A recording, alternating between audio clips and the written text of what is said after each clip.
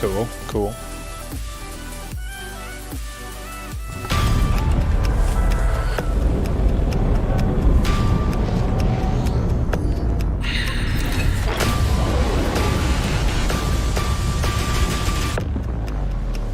Oh my god. Is there no pregame show for this? Why not?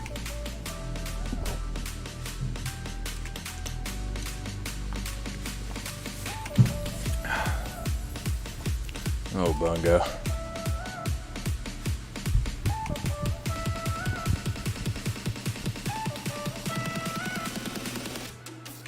Let's see what the chat's saying. What the hell are they talking about?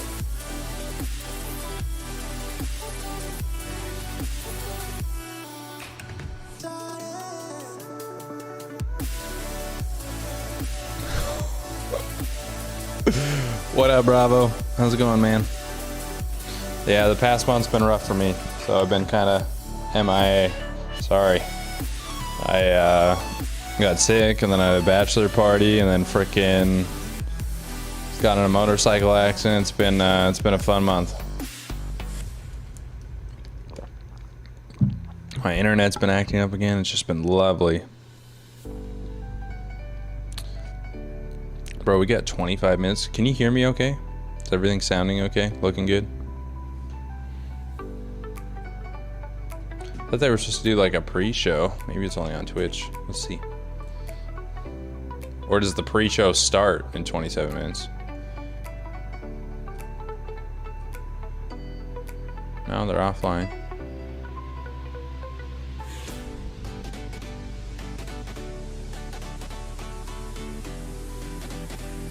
Is there a theater mode? Ooh, theater mode. Oh, the theater mode doesn't show chat? What?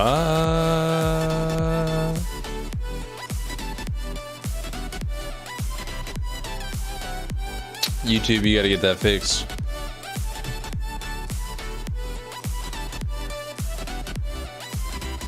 Can't believe the theater mode doesn't show chat on YouTube.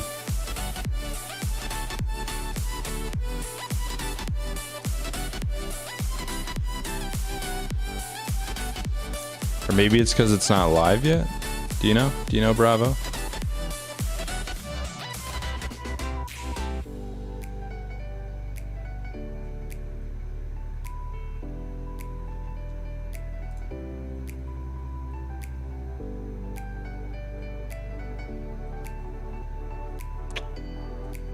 Oh, you know what I forgot?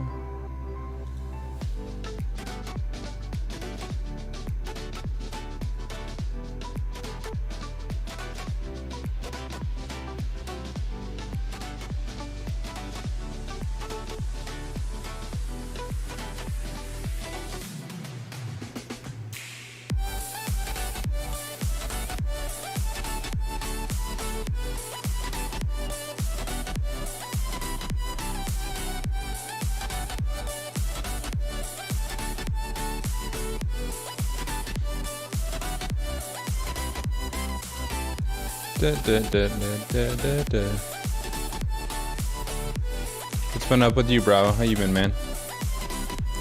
What you think we're gonna see today?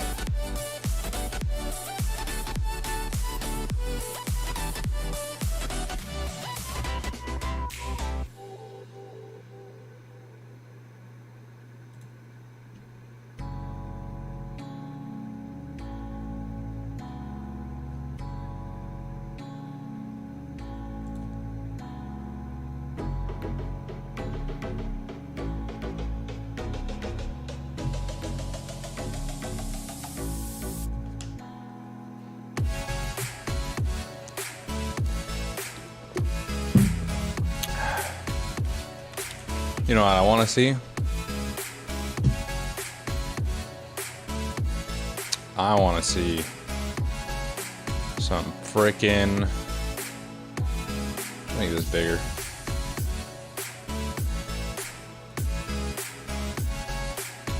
It's a nice little paintbrush we got here.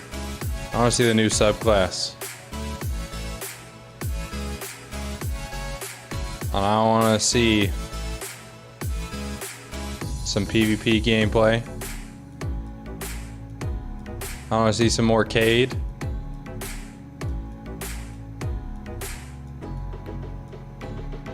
What else?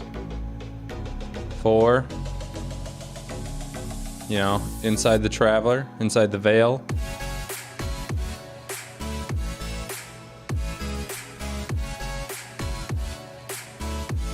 What up, Jordan?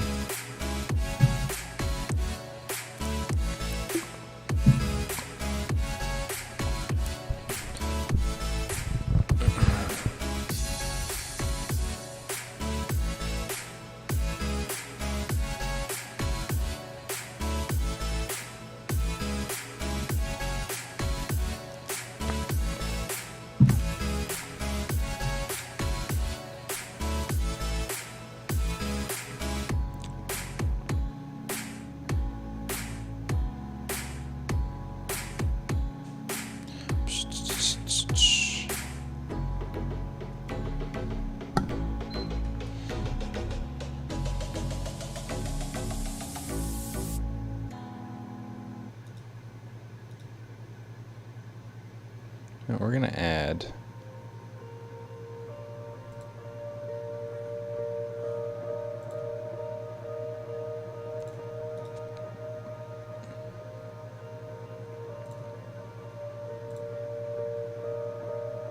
what?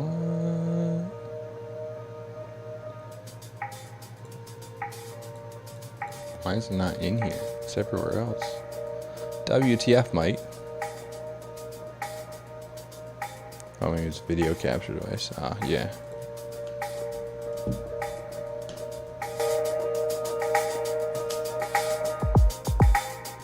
Sounds good, bro. We're gonna load up the game for a minute while we wait.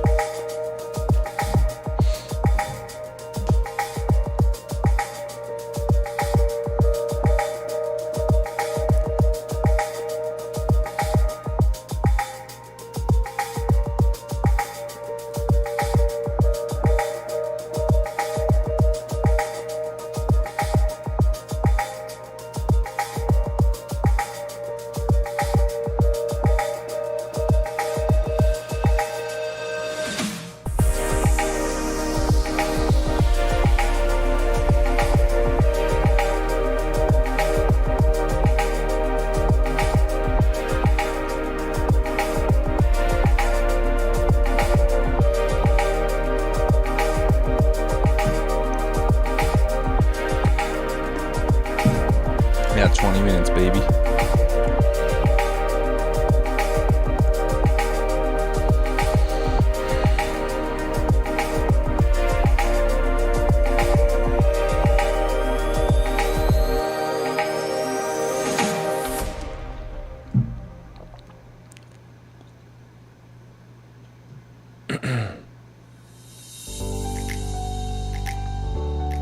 Oh, Trials is still live? Let's play a Trials match, why not? Oh yeah, it's live for like another 2 hours.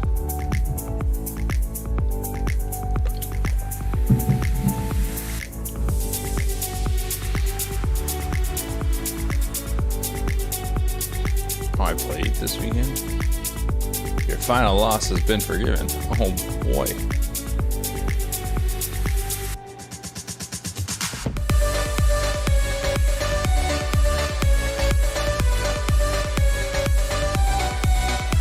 Yo, this playlist actually bumps, dude. I don't even listen to it when it's played normally. It's normally just playing for y'all.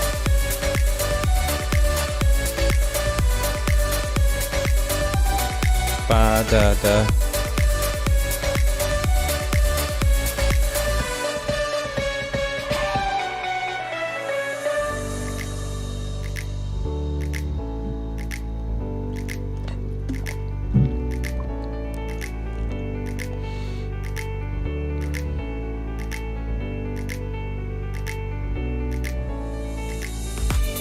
No sound, boys.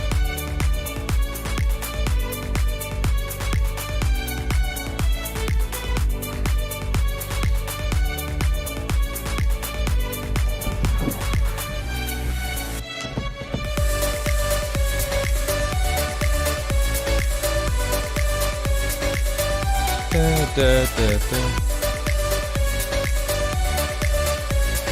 I'm the best.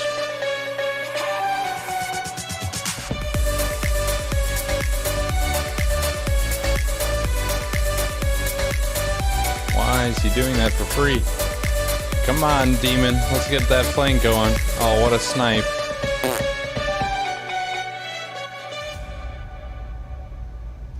What a snipe.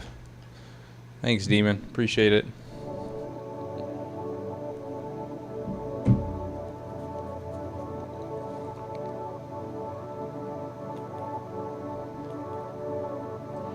That was a free round, too. I don't even know how we lost that. I had 2 early picks, and my teammates were both full health.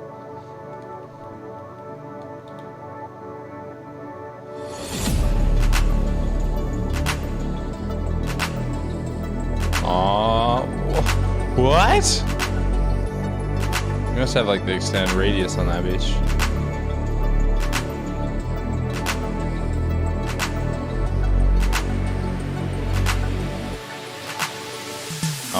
Oh, my teammates popped on. But yeah, loadouts are disabled because of that glitch.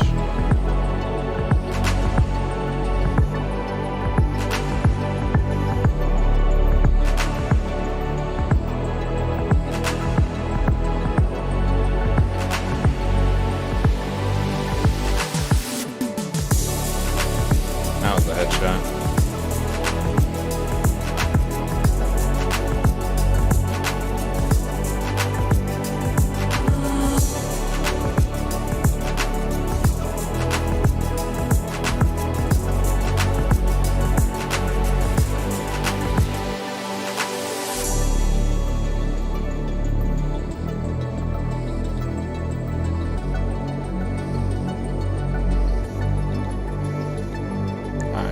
Cap.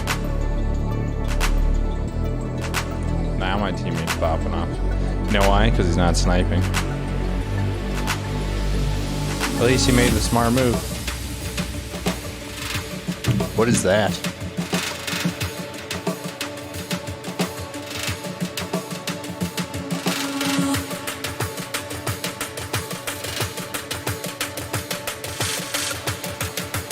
I crouched into his snipe and gave him a headshot.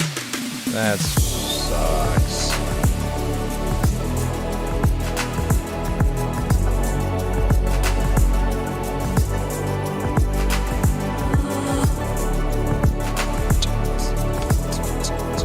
It's good.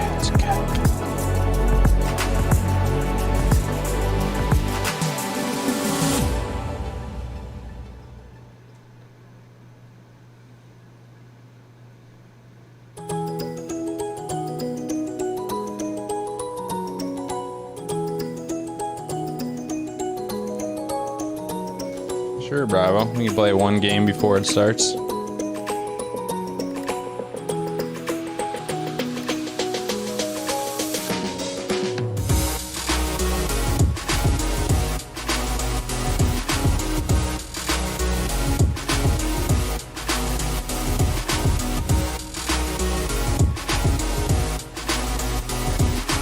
We even have time to play one game.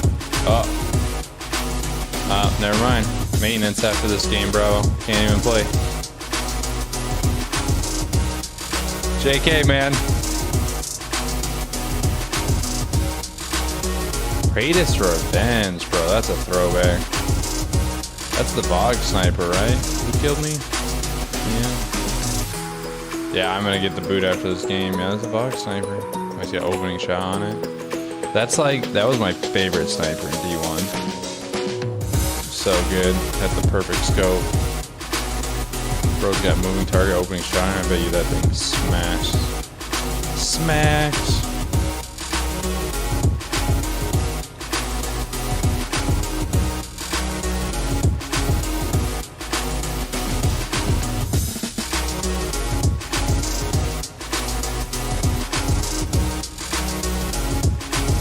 Oh, he was... Didn't see him till the last second because that friggin' void ball. His teammate got the kill. And the radar made him look like he was around the corner outside.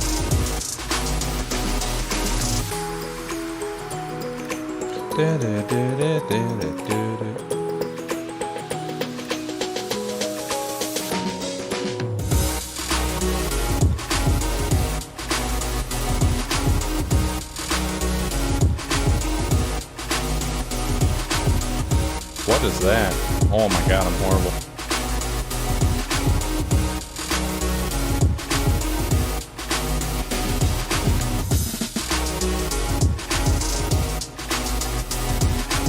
I did a thing. There's this guy for a super.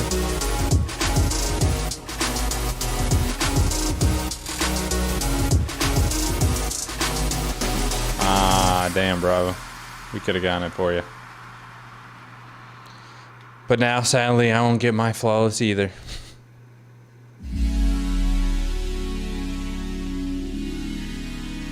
R.I.P.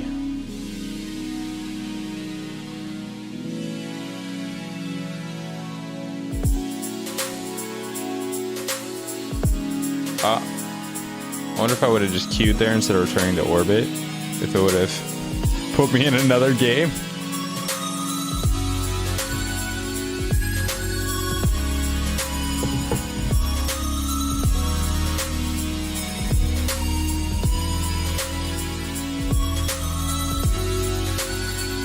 We got 10 more minutes. Just after that ship. Oh yeah, for sure. No one cares about the glaive.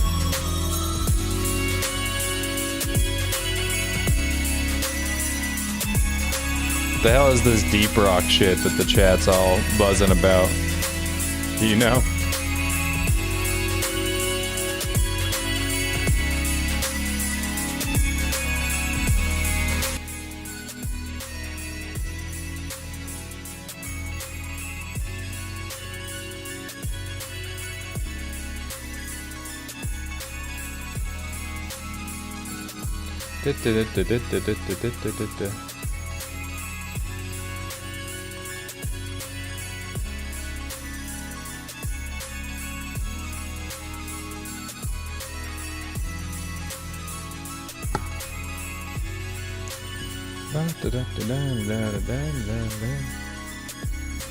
You got the flawless emblem. What's the flawless? Is that the one where you like don't go down around the whole card? If so, that's sick. That's sick.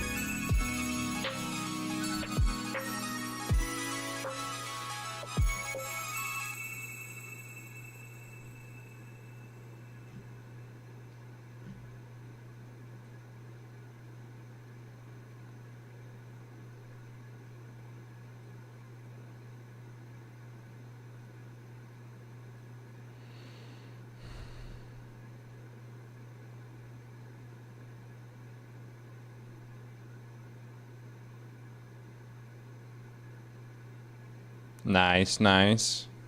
I have yet to get that one.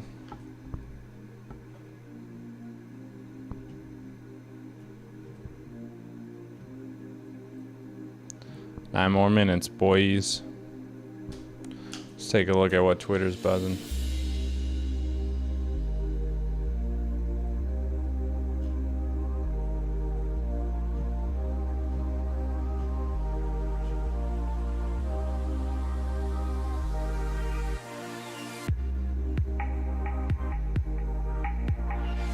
Oof.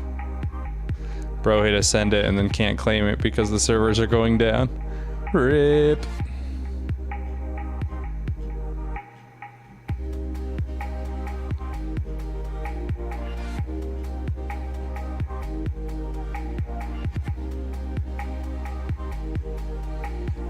He's meal prepping hot dogs for the day. What is this?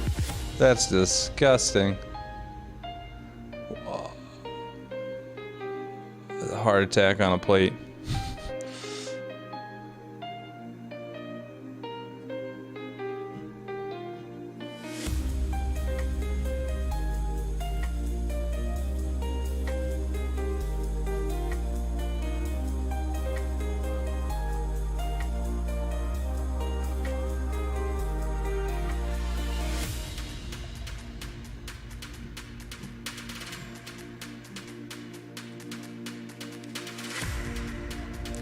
Rocking snapshot, opening shot, Mercurial. It's better than Beloved or Adored. Yeah, that's what I heard. I really should have grinded 4-1. I heard that the handling on that sniper is insane, so that it's just pretty much already has quick draw.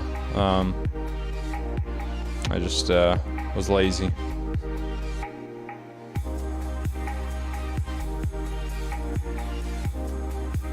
The final microtransaction. Ooh. Oh. Don't remind me about the Eye of Soul. They need to bring it back, and they need to let you get the adept snapshot opening shot. It's bullshit that they gave that to literally every sniper. They're like, you know what? Nah, we're not gonna let Eye of Soul have it. Nah. And then they gave it to every friggin' sniper. Yeah, Ophidians. But I just meant in general that sniper has a lot of handling, you know?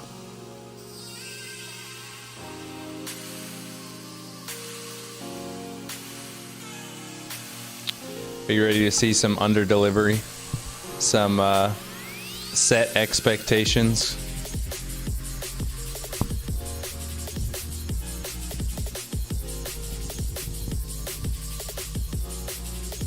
Da, da, da, da. Oh gosh, dude, this playlist bumps, dude.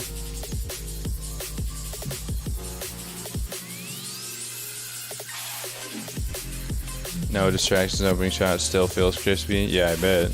Honestly, that's if you're using. Well, I guess no, because snapshot's different than quick draw. Ophidians just gives you quick draw. Yeah, I'd still use snapshot. Well, I mean, it kind of just depends on the way you snipe. For me, like I do a lot of quick snipes, so. But if you're always just like, you're more of like a slow sniper where it's like you have it set up and then you're in a lane and you don't ever try and be aggressive with it, then I just run no distractions, because otherwise you can't even take advantage of the snapshot anyways, you know? And the stability that reduces the flinch would be better from no distractions than from snapshot.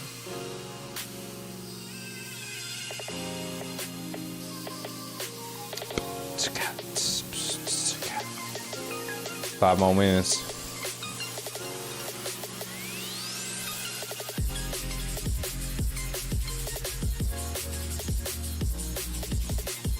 Feel the eye hits a load of no scopes. The Eye of Soul? I don't know, maybe. I've been hitting no scopes like crazy lately. I don't know what it is, but like I'll be like cross map and no scope people. I mean, it's been more like body shots than headshots, but I've been getting the no scopes down. Been taking the no fucks given approach and just sending the shots, and it's just.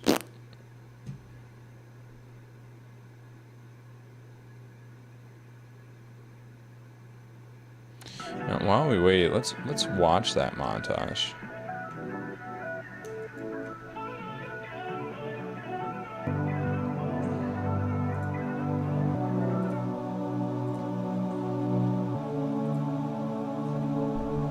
Oh, this montage was hot. So hot. I know you'd rather run away than face the problems every day. I get it now. Yeah, I get it now. The minute's hard enough to chase, while coping with a heart that aches. I get it now. Yeah, I get it now. Lay down your fears right here for me, let them out. Break away from the pain that wanna bring you down. No one can take your place. The Darkest Before.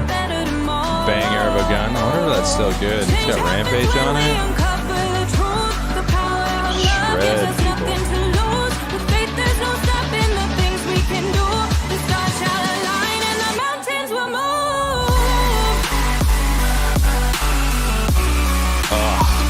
The song for this is just beautiful too. Oh my god.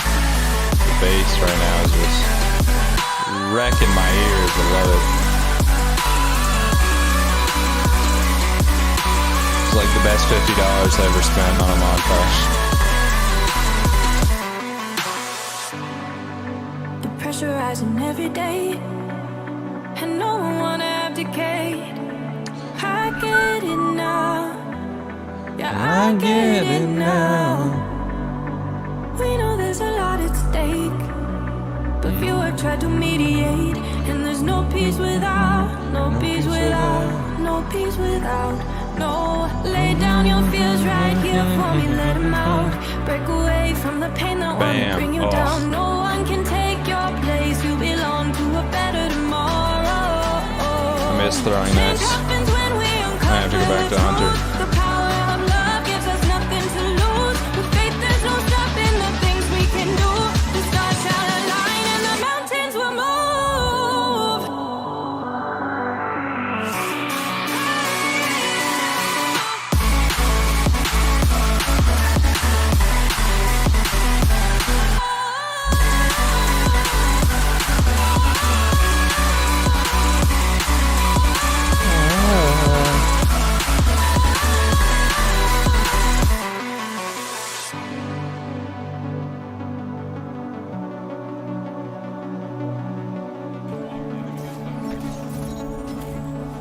Easy claps, boys. Yes, you're welcome. So hot. All right, minute 45. Bravo. What do we think the biggest reveal is going to be? What is this rock and stone shit? Is this like a song or something?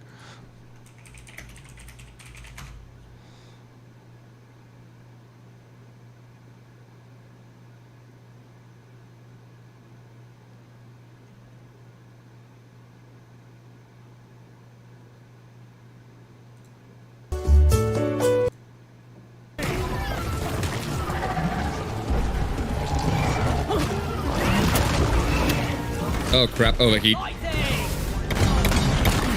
Interesting. Apparently it's a space game about dwarves.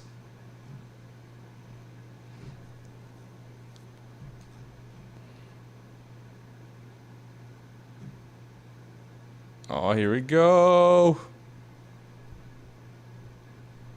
Awesome, awesome. What'd you put them in the Discord? Or did you send them to me on PlayStation?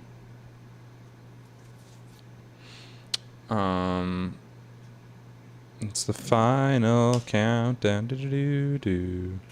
Do-do-do-do-do. Do-do-do-do. Ba-da-da-da-da-da.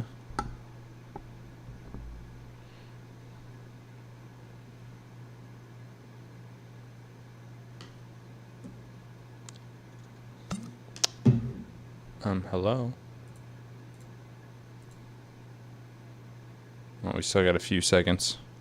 PlayStation, alright. Check them out later.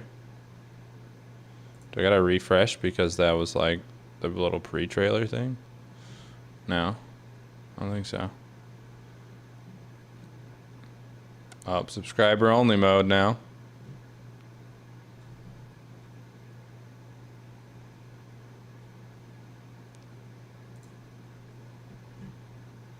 Waiting for Destiny 2? Come on, Bungie. Get your shit together.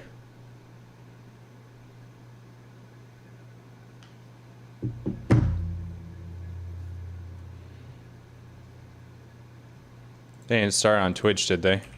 And just forget to stream on YouTube? Nope, they're still offline.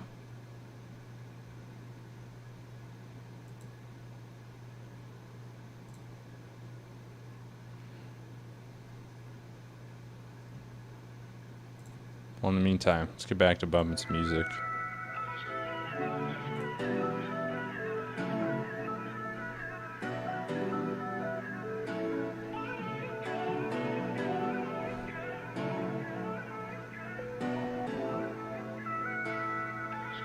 Rock and Stone Brothers. What is this?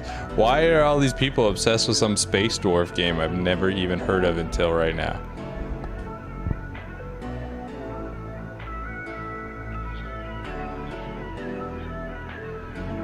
Bungie took the live stream down for emergency maintenance. It's not even in subscriber only mode anymore.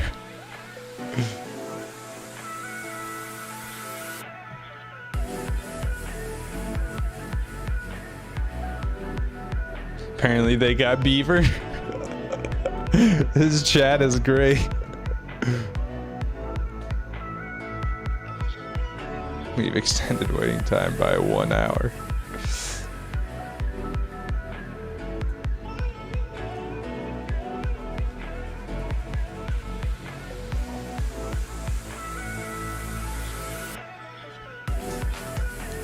late on the most important showcase ever.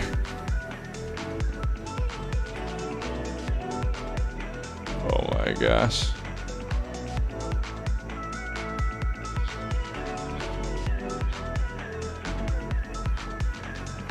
It's hilarious.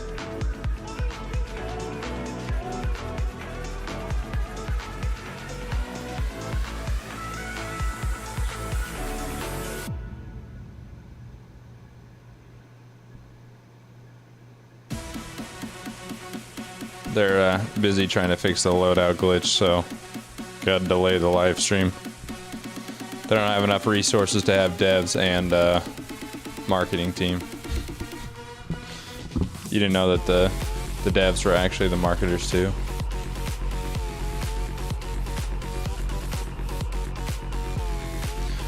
Yeah, in a little bit. I'd have to switch the input on my screen and stuff, and I don't want to miss it if it friggin' starts randomly.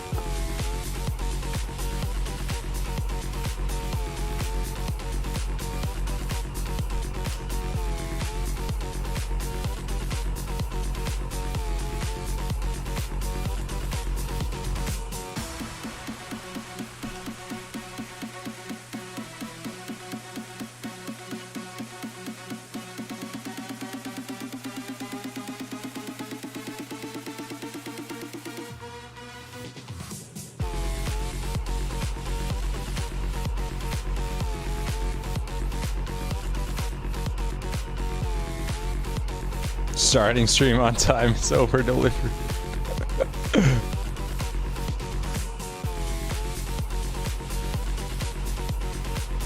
It's just a small little indie company. Nerf Stompies. Oh, yikes.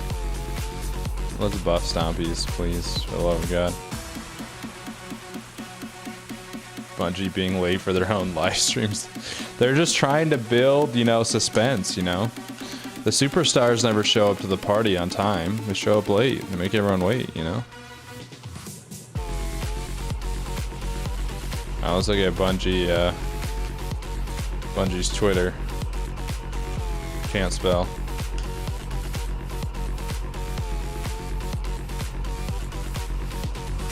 Alright, nothing there.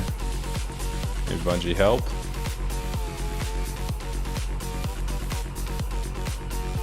Nothing there. Destiny.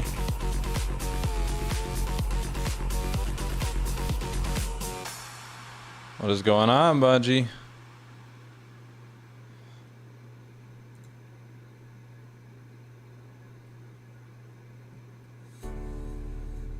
They over-delivered on the trailer and forgot to start the stream.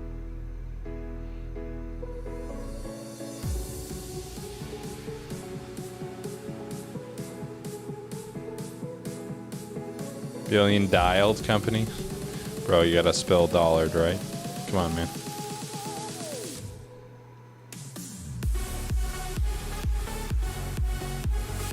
What a first impression.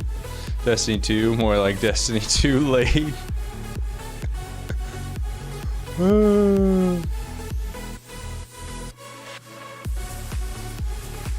Oh, they're mad on 77K. Trying to wait for more people to join. Yikes.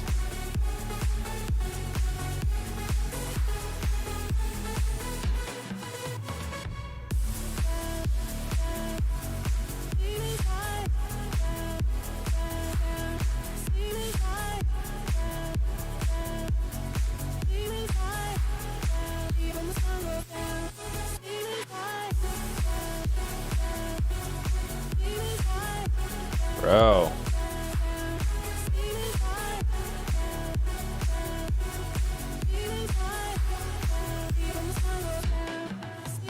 Alright, boys. While we wait, let's actually do take a peek at your clips. I don't know what's taking them so long.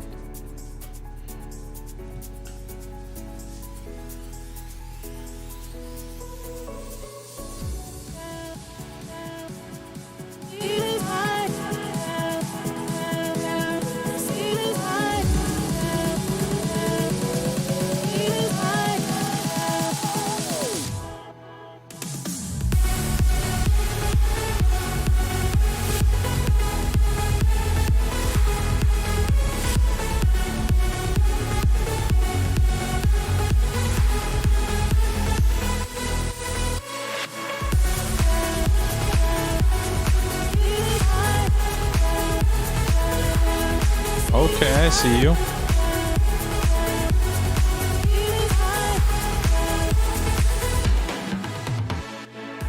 Yo, what is that? What is that dance board there?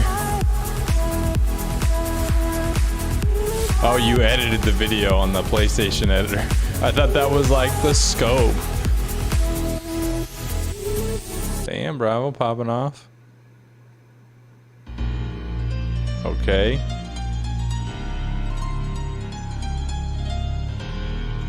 Nice. You got a little disoriented coming out of the blink, but you still got it. Nice. Yo, let's see if I can drop a nuke real quick while we wait for Bungie to go online. No sound either.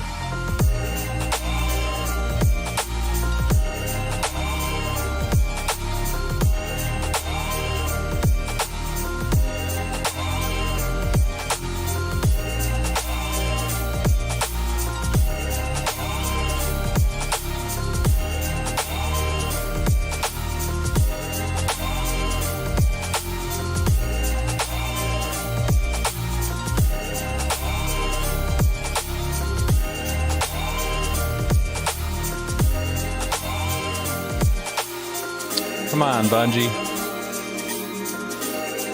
We all just want to watch your show.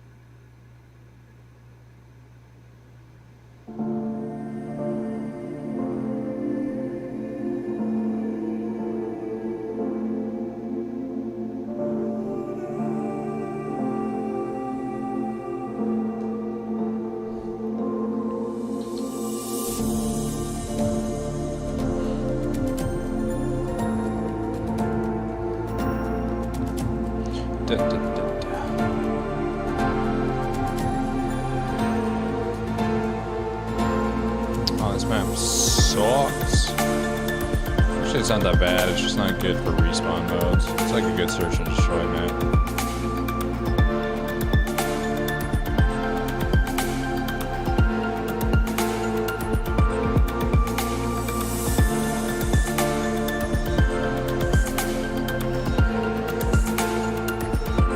No sound needed, boys. Oh, I shouldn't have pushed that. I knew he was gonna come. Shh.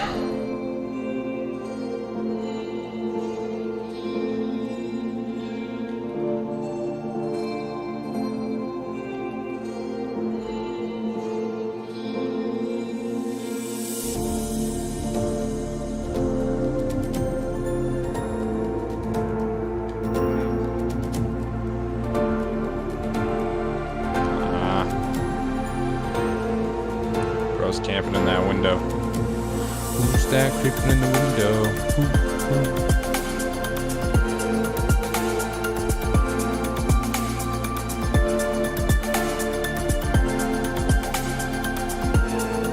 Just got theft by a grenade. Oh, there's 3 there.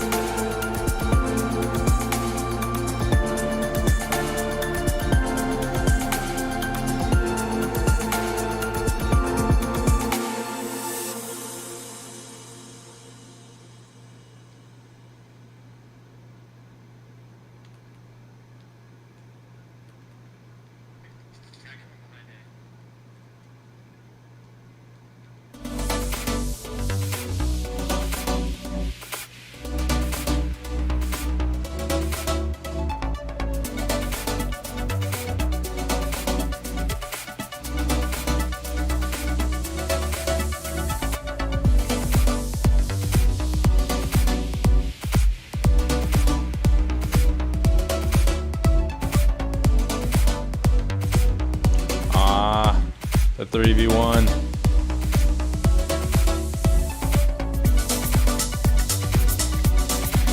What? Hit markers for days.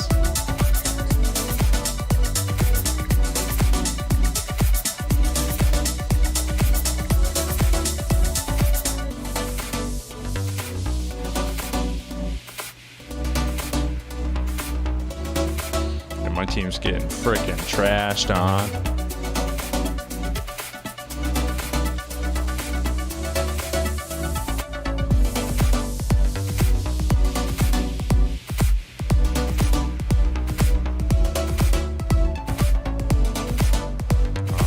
Battle hardened, unfortunate. Oh, teammate picked up the kill.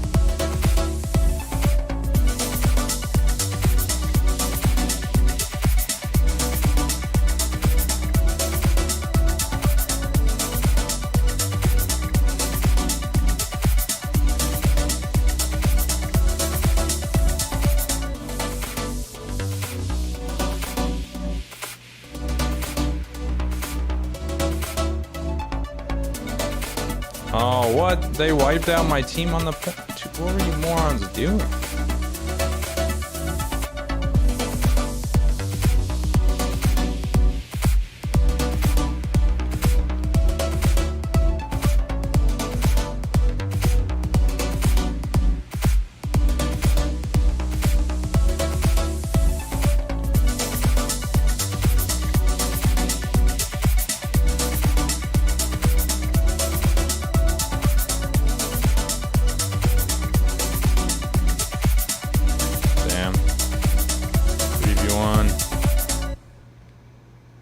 Why am I spawning in front of you? Oh, is the teammate running the same way as me, or what was he doing? Should have been a free pinch, bro. What are you doing? Sounds good, Bravo. Waiting for this frickin' stream to start.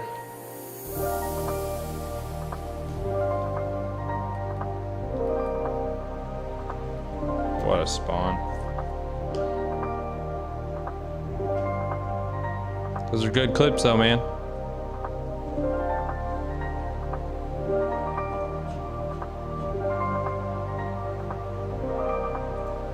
They changed it to 8? Oh my gosh, bro.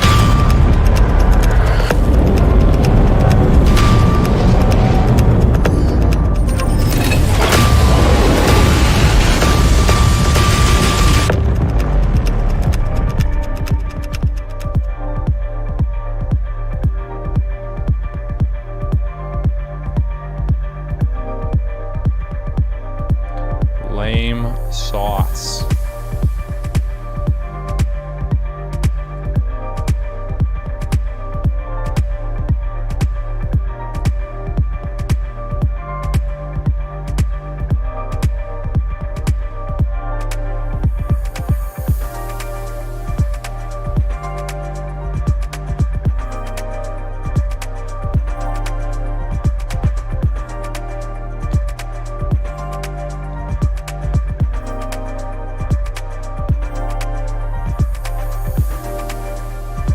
Hello?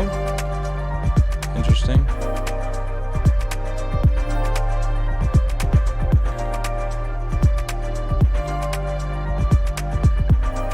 That was a sick play, bro.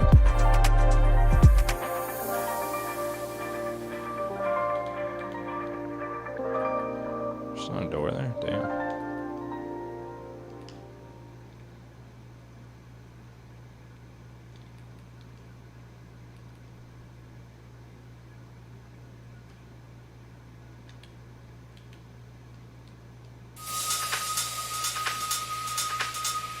Aw, the flank.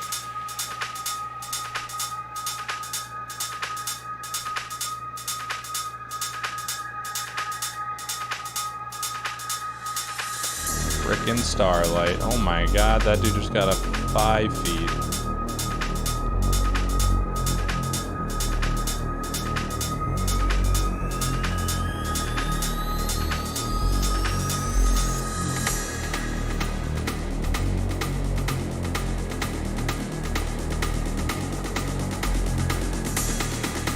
Bro. must have heard my footsteps or had me on UAV. Who are these potatoes that I got squatted up with here?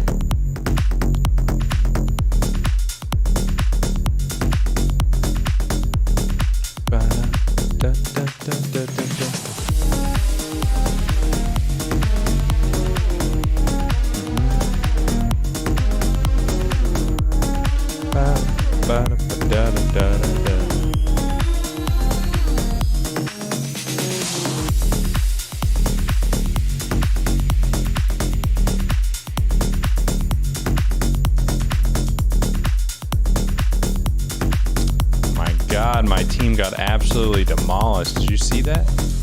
Holy smokes. Skill-based matchmaking.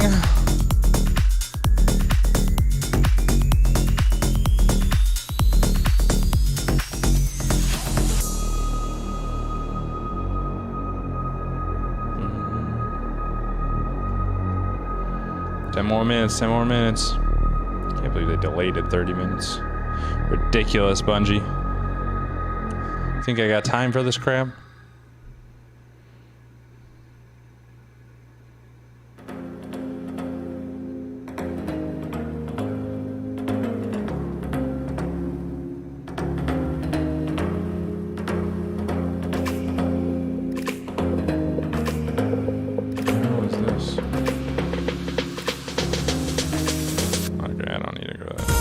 An 800-person call? Yeah, that's not necessary. I don't need to be on a call.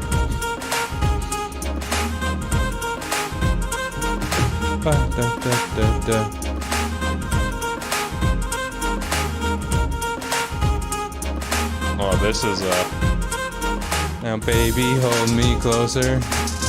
Totally took the beat from that and remixed it a little.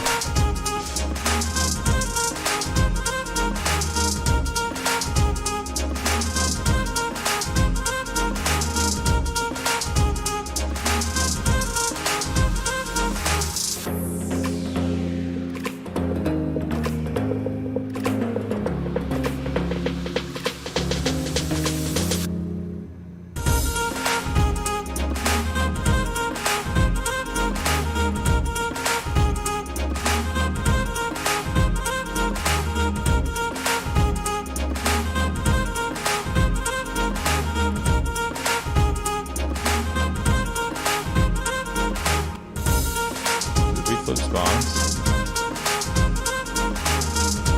Yeah, no, they delayed it, Bravo.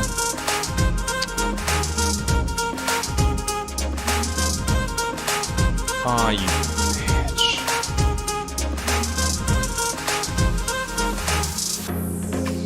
Supposed to start in 10 minutes now. Oh shit, I saw that guy after I'd already started sprinting again. R.I.P. me.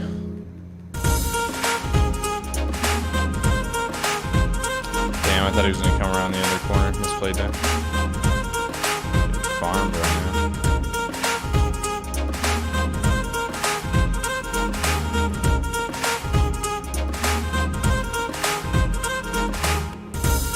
Need to level up my other gun so I can SMG.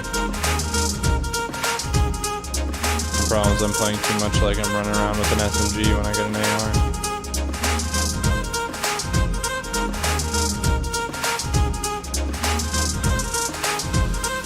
Oh, there's a third to my right. Or no, I got airstriked.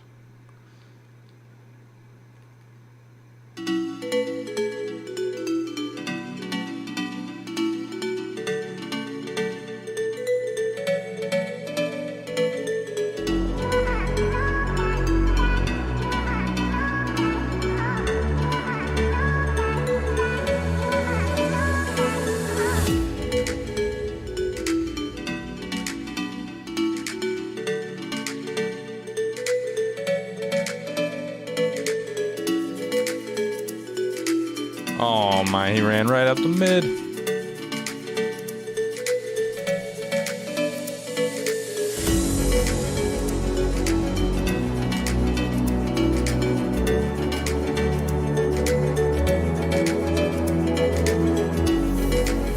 Damn, should have flashed it first. Yo, these boys gotta just be having UAVs like crazy with how much they're pre-aiming me.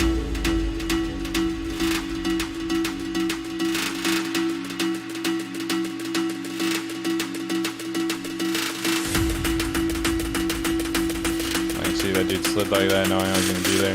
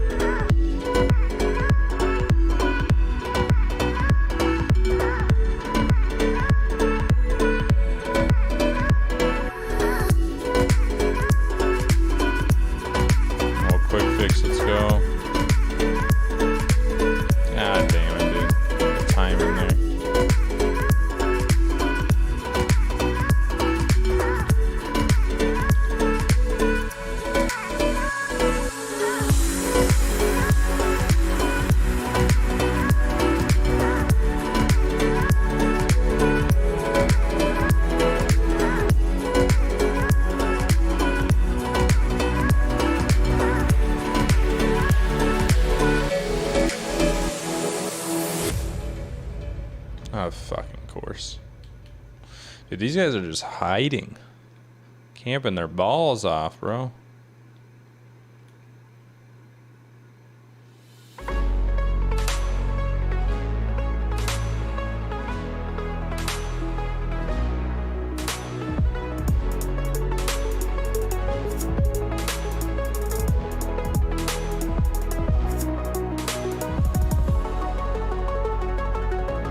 Come on, man, peek me on your little head glitch. Oh, he's laying down on the left of the car now. Jeez, dude. Y'all are losing by 50 points and you're camping.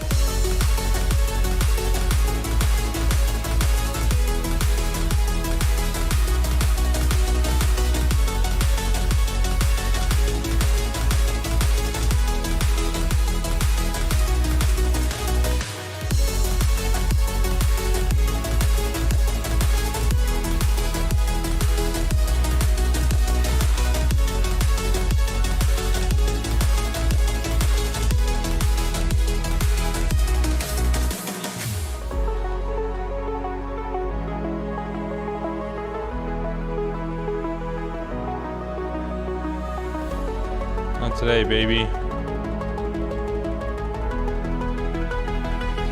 They all got ghosts too? Holy shit.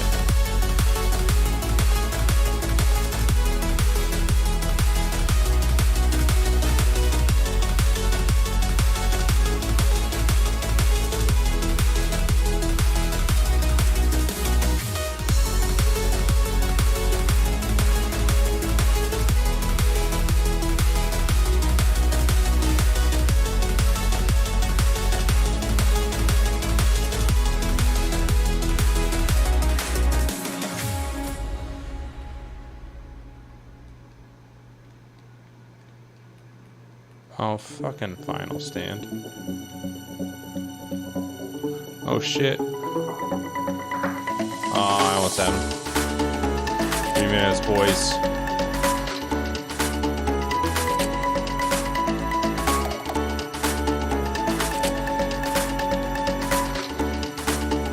They all quit.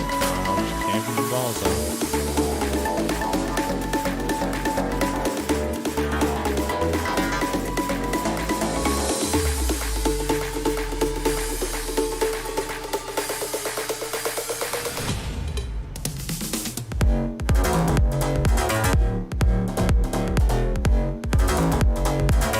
There's a third in the window. Feels bad.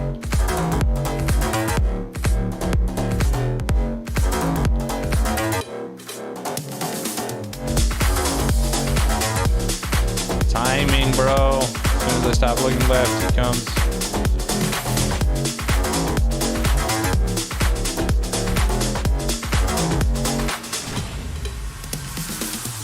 fuck?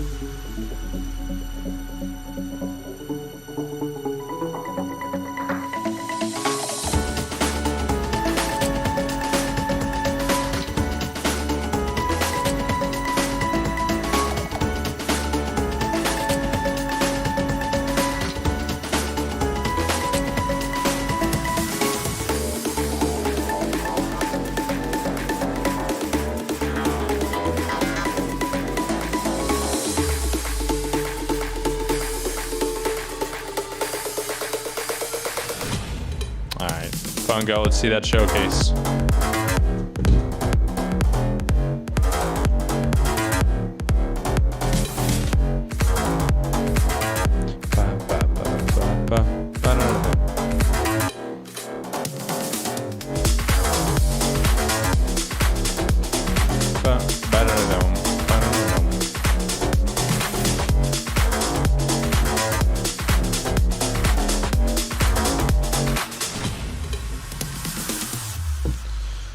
Make arena shooters great again. Bring back connection-based matchmaking, please.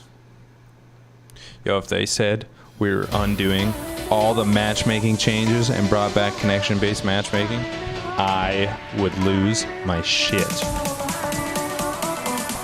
definitely not gonna happen, but if they did it.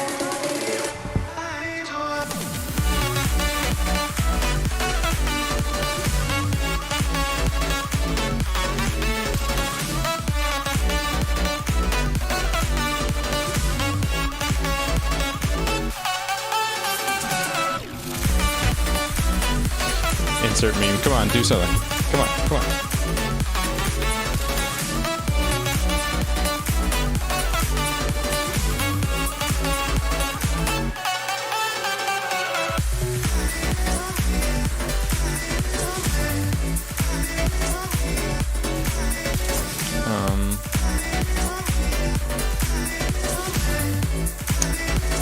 Bungo, you are now 30 minutes late to your own stream.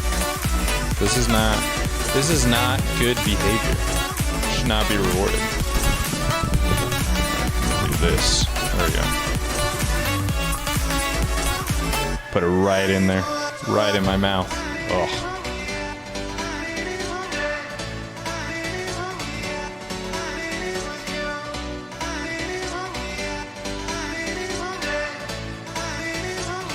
I am tuned into your showcase, Bungie. Those who once fought against.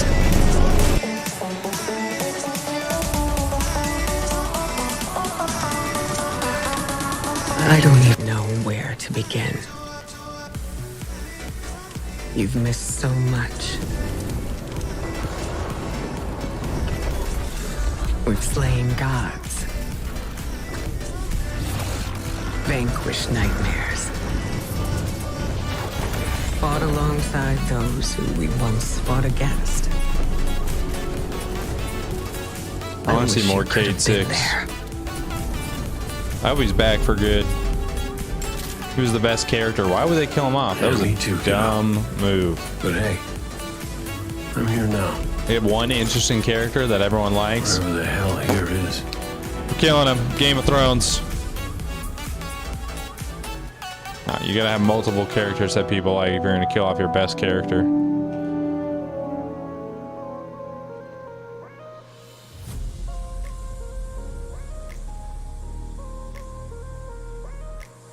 I don't even know what the point of this crossover armor set was, dude.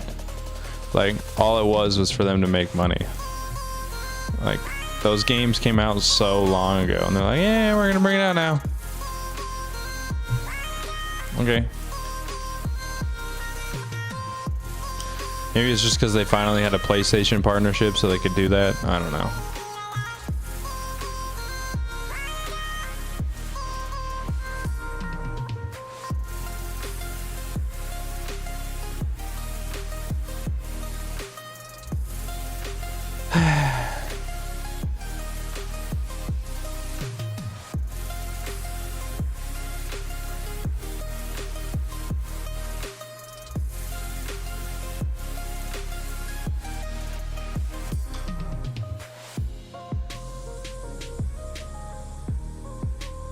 Too busy making marathon.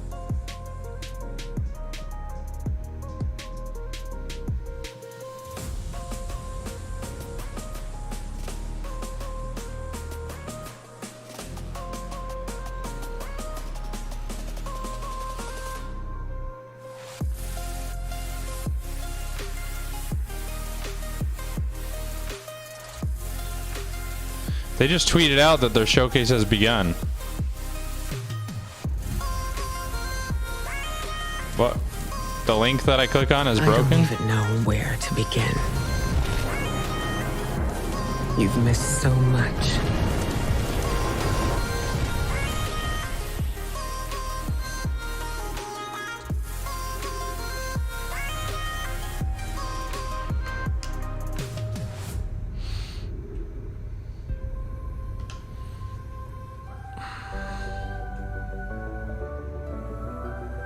Or is this like the original Destiny trailer? Wasn't this like the Destiny 1 trailer? One of the Destiny 1 alpha trailer things? Finally begun.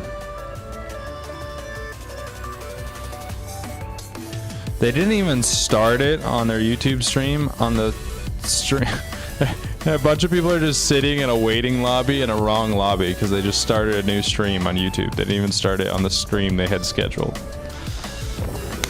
Facepalm, Bungie.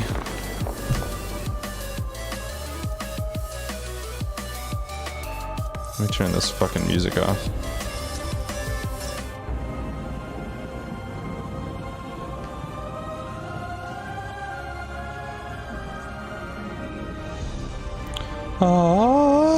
Oh.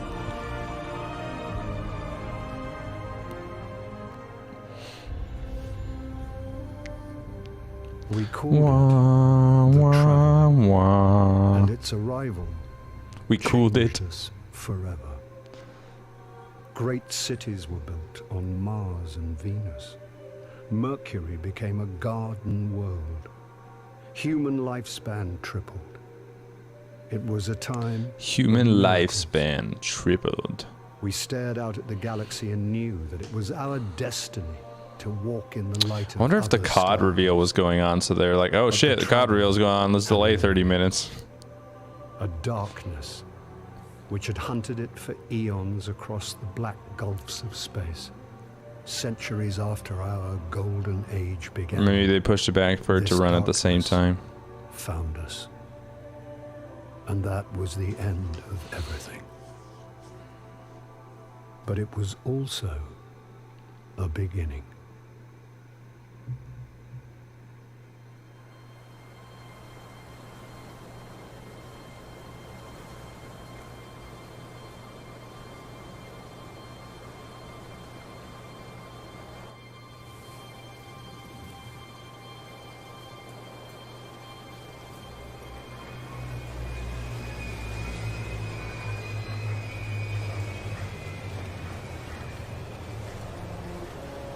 What was that guy's name that was just talking? It's not the Traveler, but what was his name? It's the dude that wore all white that got like killed at the start of Destiny 2. In the Cabal War. The Red Legion War, or whatever it was called.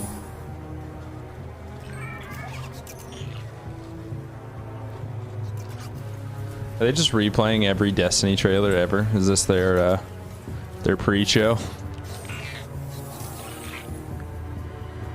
Just playing them all in order of launch.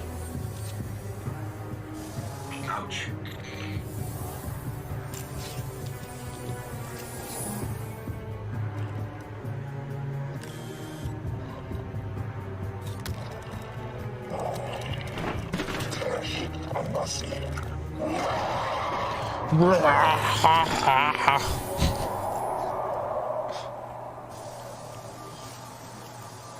Is it possible?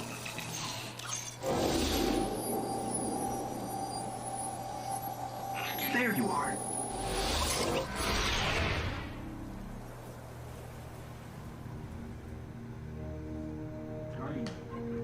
Guardian? Eyes up, Guardian. Worked. You're alive. You don't know how long I've been looking for you. I'm a ghost. Actually, now I'm your ghost. And you? Well, you've been dead a long time. So you're going to They're see totally a lot just of things you replaying won't every understand. trailer in order, aren't they? They're like, we need a chronological timeline This is before we Almighty show the territory. end. We aren't safe here. I have to get you to the This is city. also an easy way of getting the pre-show done.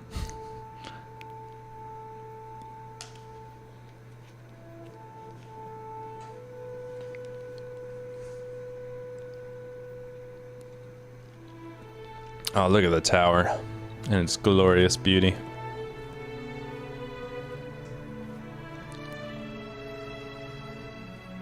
The There was flying a time golf ball. The speaker, that's what this guy's name is. The speaker. But that was long ago. Until it wakes and finds its voice, I am the one who speaks for the traveler. You must have no end of questions, Guardian. In its dying breath, the traveler created the ghosts to seek out those who can wield its light as a weapon. Guardians to protect us and do what the traveler itself no longer can. What happened to it? I could tell you of the great battle centuries ago, Confirming Destiny prequel? how the traveler was crippled. What if they did do that? I could tell you of the power of the They gave us a darkness. Destiny prequel and they just wiped everything out. Set us all back to friggin' zero. Tales told throughout the city to frighten children. Lately, those tales have stopped. Now, the children are frightened anyway.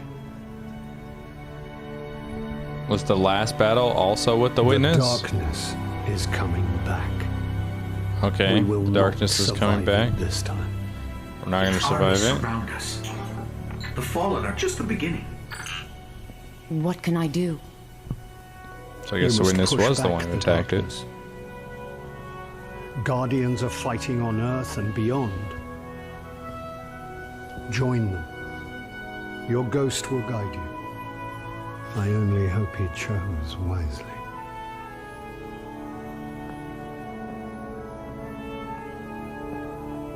I did. I'm sure of it. We're in this together now.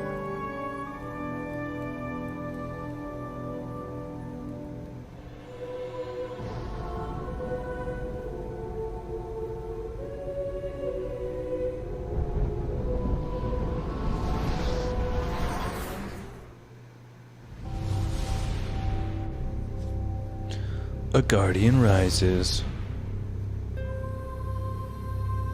After a long reprieve, it was believed that the Hive had been pushed back from Earth, but the Hive surfaced one more in old Russia's Cosmodrome. I didn't read fast enough. On the moon, the Hive began casting ritual magics to siphon away the traveler's remaining light. Guardians put an end to these efforts. Oh my gosh, you gotta read really quick.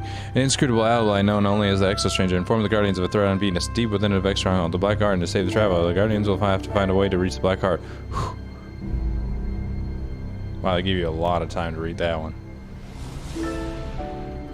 The Black Garden. Locating the Black Garden incurred a debt to Marasov, Queen of the Awoken.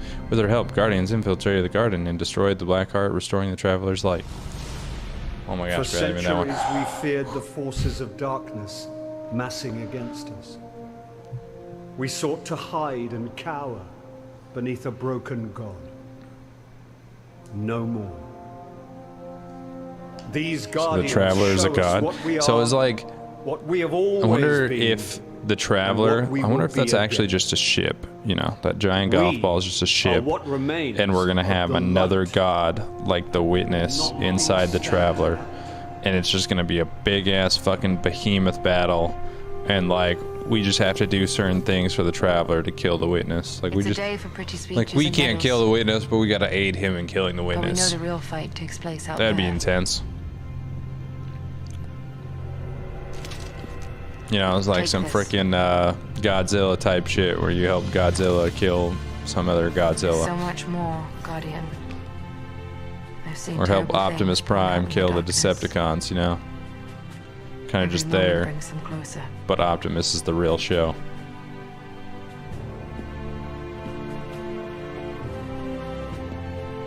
All ends are beginnings.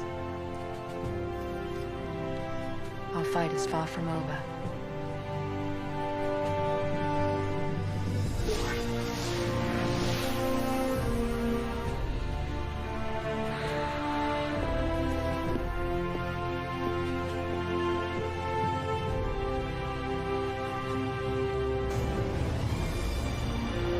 Oh shit.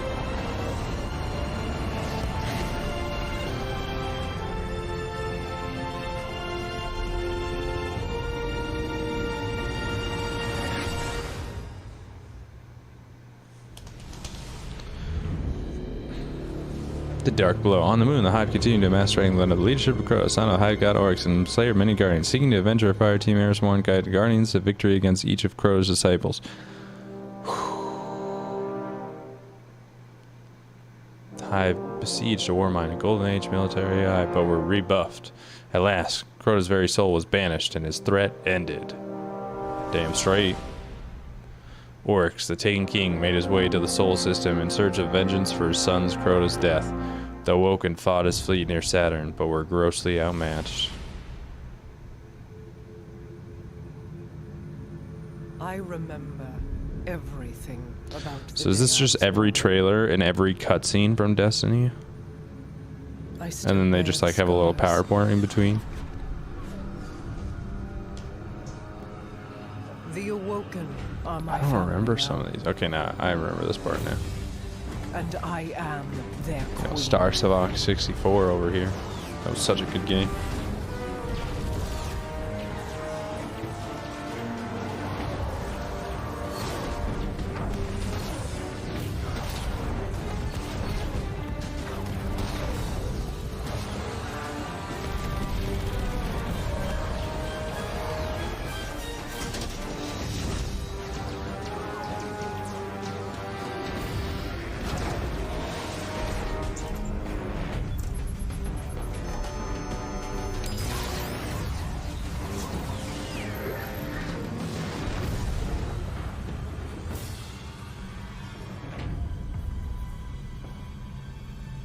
We fought to keep our beautiful creation safe. And now this beast has come, claiming to be king. Marasav bows to no one.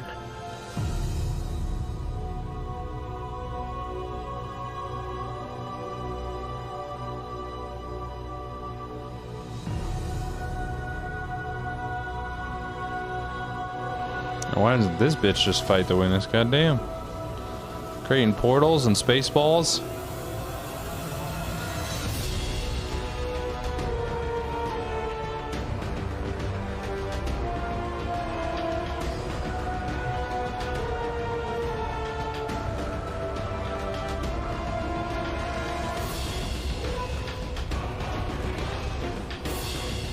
Oh, look at this. She could take on the witness.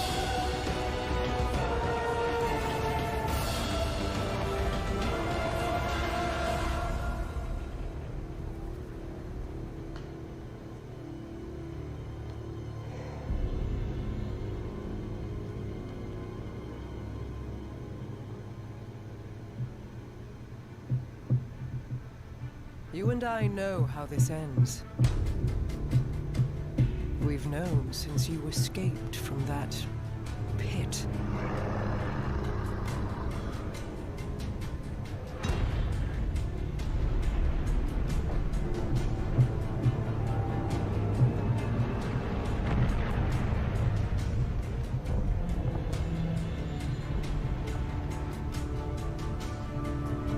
Bro, one sword slam annihilates everything.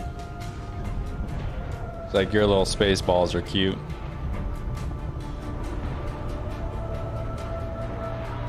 How do we kill that guy when literally he just has to slam his sword and then he destroys everything? The Awoken have played their part. Is that a one-time thing? He gets to use that once. This was all part of the plan.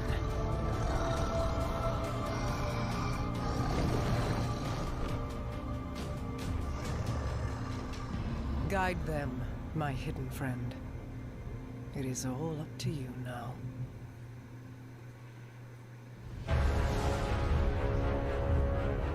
Zorix has taken, spread chaos throughout the system. Guardians infiltrated the Dreadnought and disabled its weapons. There, in the heart of Oryx's ship, there was not enough time to read it.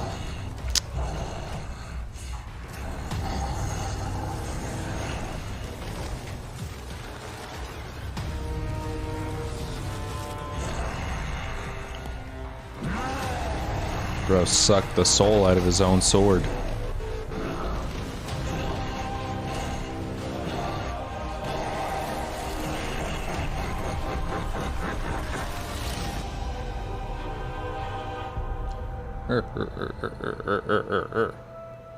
You left your sword, bro.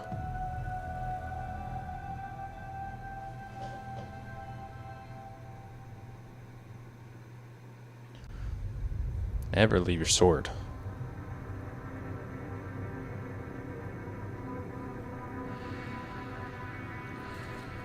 My queen.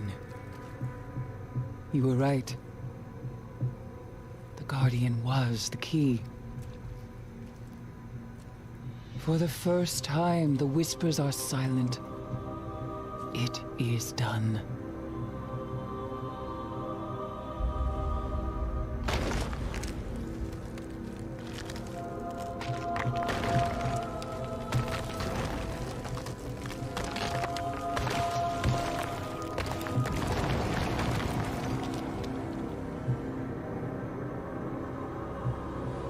I have accepted my fate.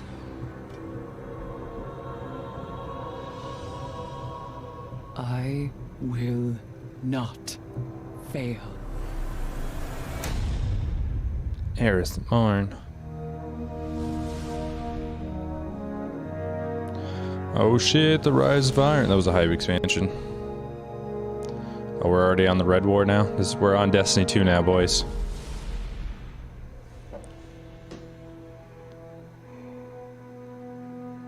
They're gonna show the speaker dying. Fucking stomp it on his throat.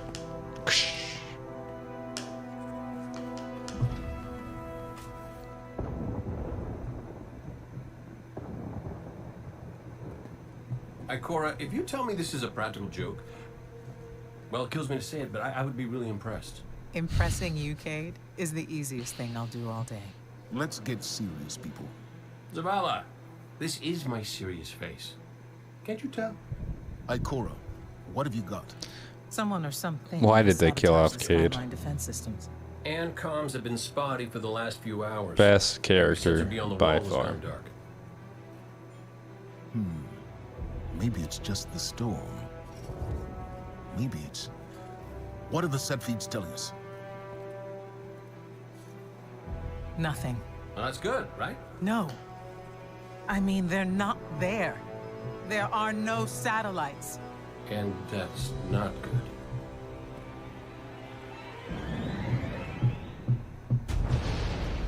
Battle stations!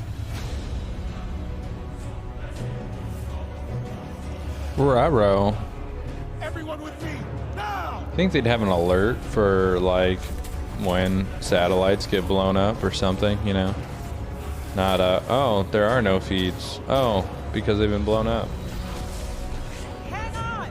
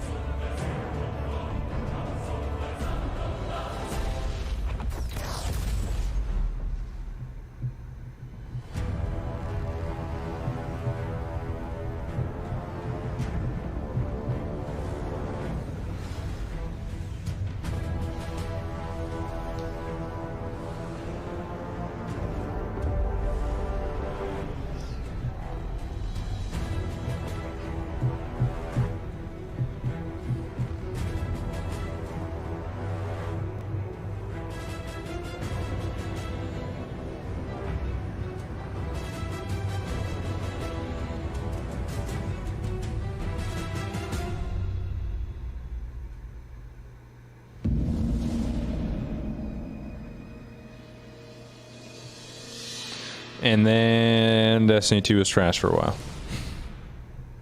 Let's just skip to Forsaken.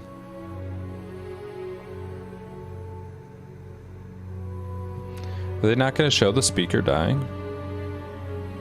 They have to, right? They have to show the speaker dying.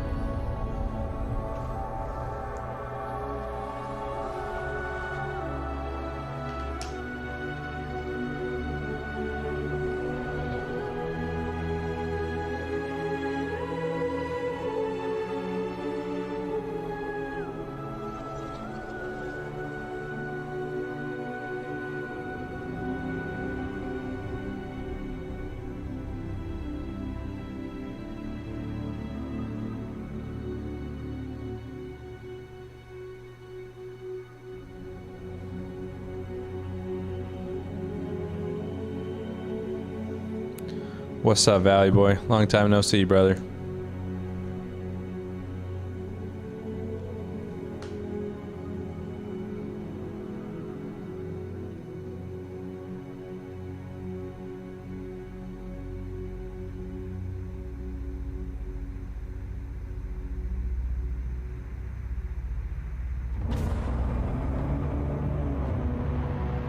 They just skipped right over the speaker dying. That's some bullshit. And they skipped over the Forsaken? Didn't they?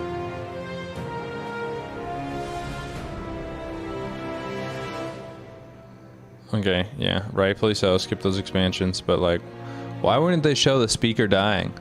Why wouldn't they show Cabal Man just freaking slapping the shit out of him? That was a pivotal moment, bro. And he was in like the first half of this. Yeah, so rude. Now they're gonna show Cade dying, the dumbest mistake they've ever made. You see that, Petra? Petra? Guardian? Yeah, how do they skip that, Valley Boy? Like, what is that? With that spectacular landing. Like, I understand skipping the expansions after. Those were trash expansions, but you can't skip Cabal Man frickin' shitting all over the speaker. Okay, everybody. Back in your cages.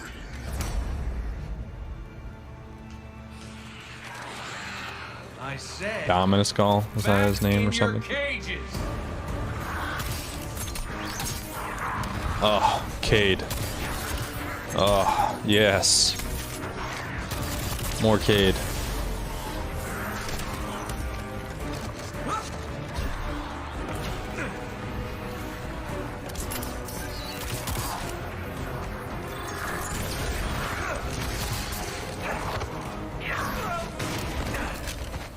Yeah, that hurt.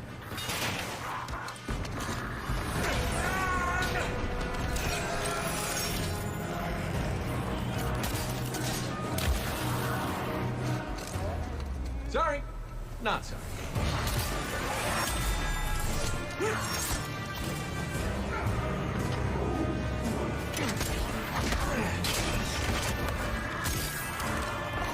Yeah, there's a new season tomorrow, Valley Boy.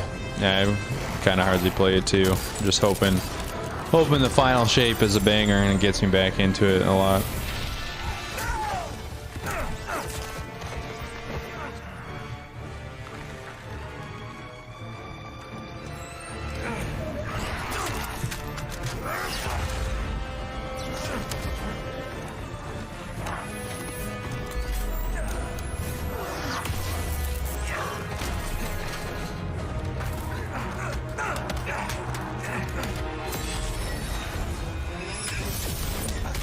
Oh, Blade Mirage, baby. That's it. Now I'm pissed.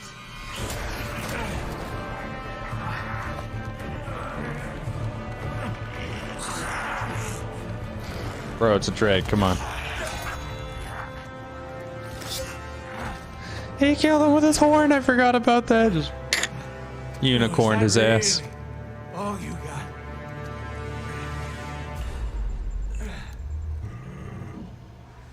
Help me out here, little buddy. Rip. So dumb. So dumb.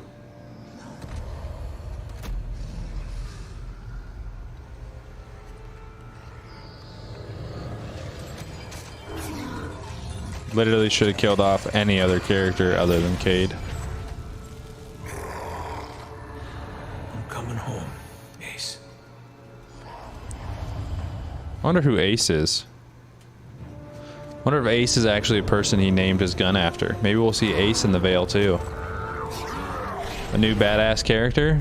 Maybe Cade's mentor, Ace. Ace and Cade in the Veil, fucking kicking ass. That'd be sick.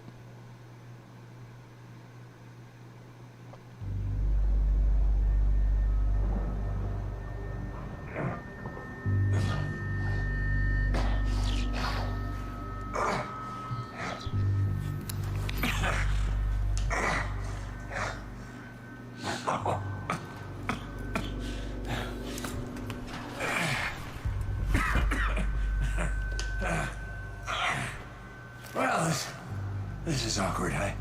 You got a gun I can borrow? No. But I do have a bullet with your name on it. Any second now, my partner. Go fuck yourself. And kill every last one of you. And you, my man. This is going to hurt. A lot. Any last words? How's your sister? Savage.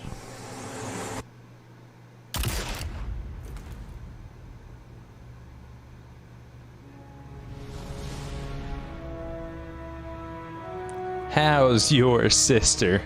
We had a fun time last night.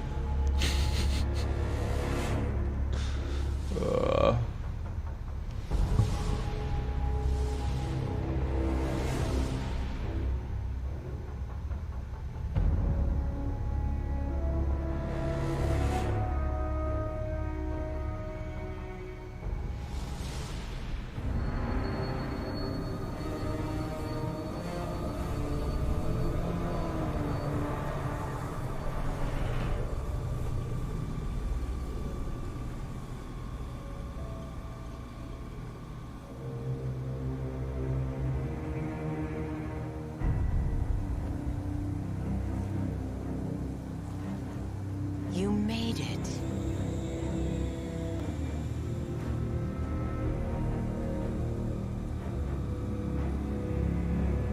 We have heard your cries for help. And soon we will answer. Who are you? Don't you recognize us? We are not your friend. We are not your enemy. We are your salvation.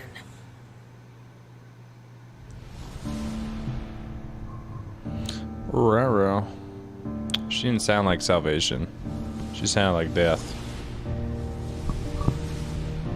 Oh, now we get a season every freaking 3 seconds.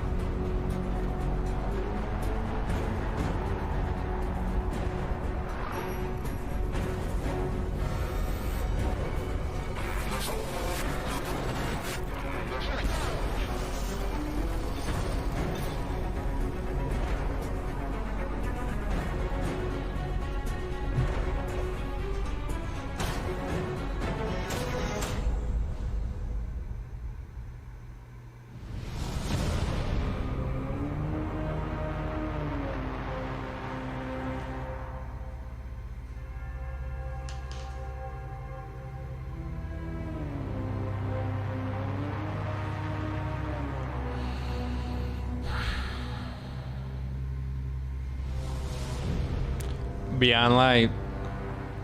Remember the stasis days? Not being able to frickin' move? Gosh.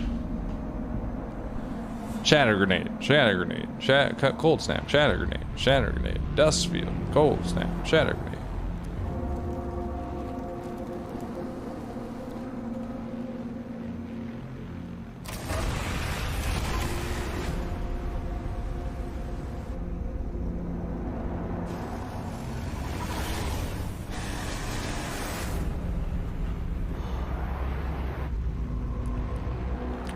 Man, I woke up too early for this. Bungie, why you do this to me?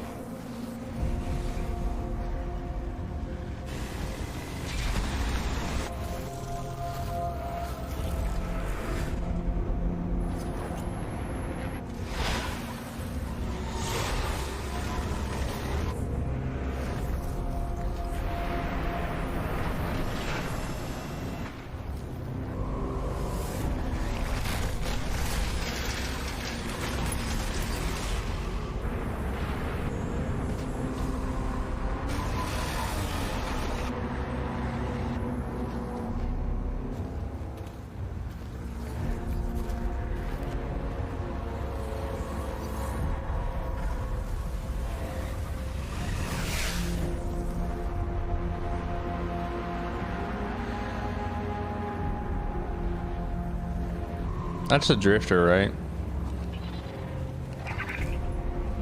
Pretty sure it's a drifter.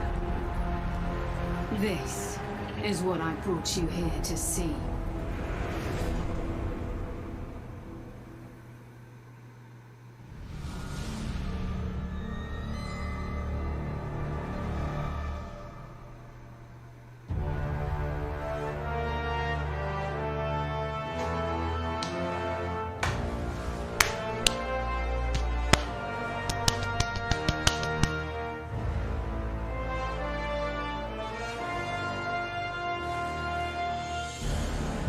Show me 30 and show me the 30th anniversary. I want to get hyped.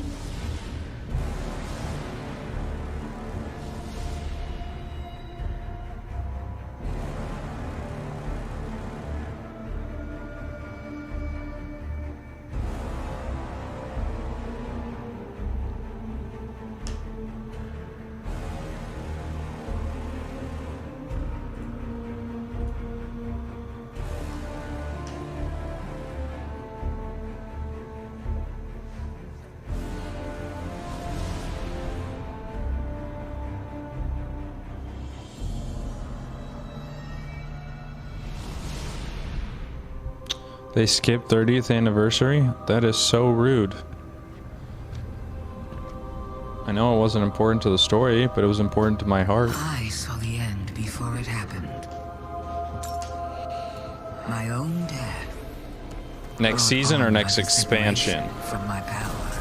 Next expansion? Bro, I hope the Titan Super is like the Sweet Business on steroids.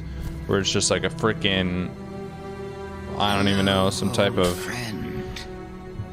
well, I guess the new subclass, I think it might be a corruption subclass. It'd be cool if it was like a corrupted Sweet Business that shot like corrupted bullets or something like that.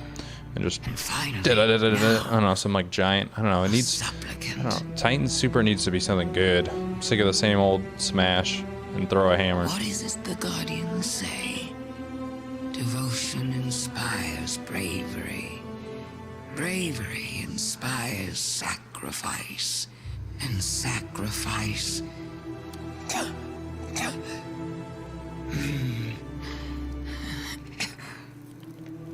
Here we are.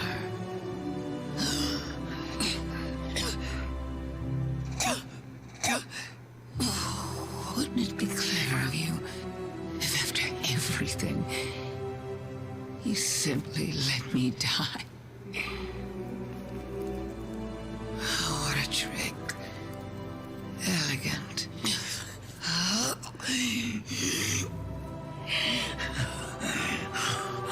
Is that it?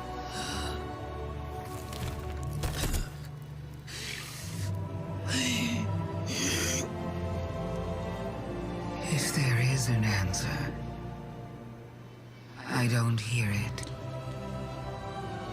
Because now the world begins to fade.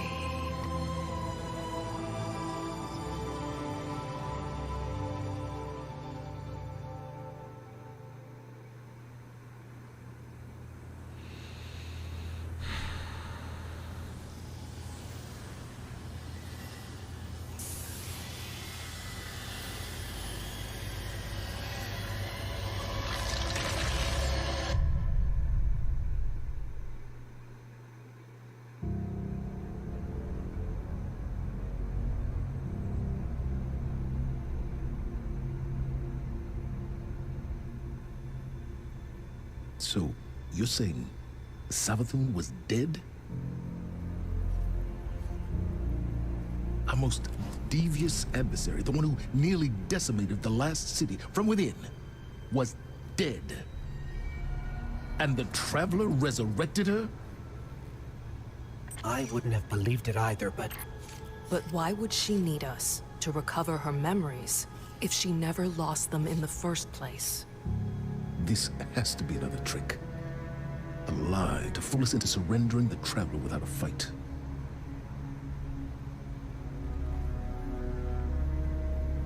This has been the Traveler's approach from the beginning.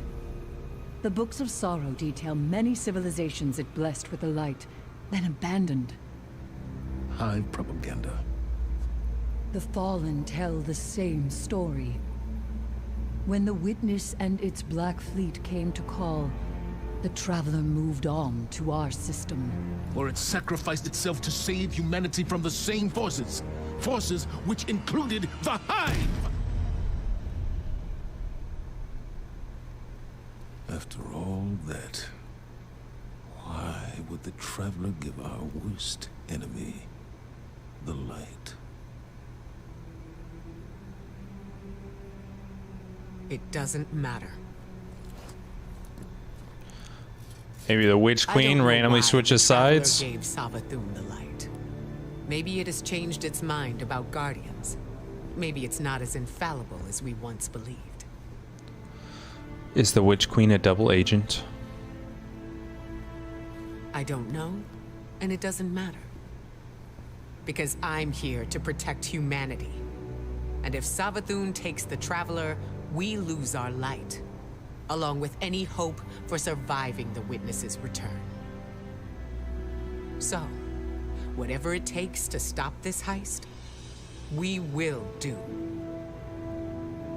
All right. How do we stop this? I'm not sure yet, but I know where to find out.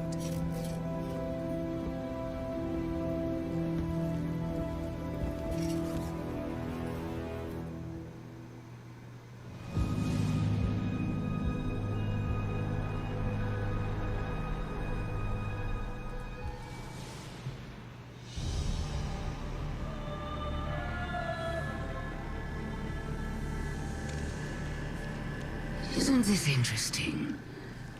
I miscalculated. So did you, Guardian. So protective of your Traveler that you wouldn't let me keep it safe.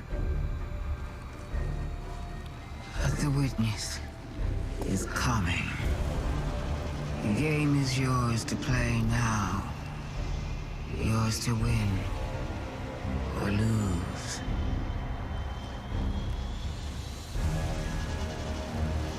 Just don't say I didn't warn you.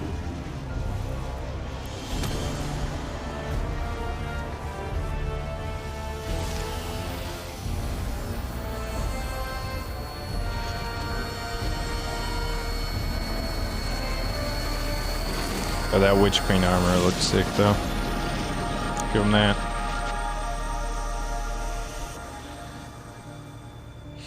Some banger looking armor right there, especially that helmet. Where did your ghost go? Guardian, I just got the message. The Traveler is back in the last city. Is it done?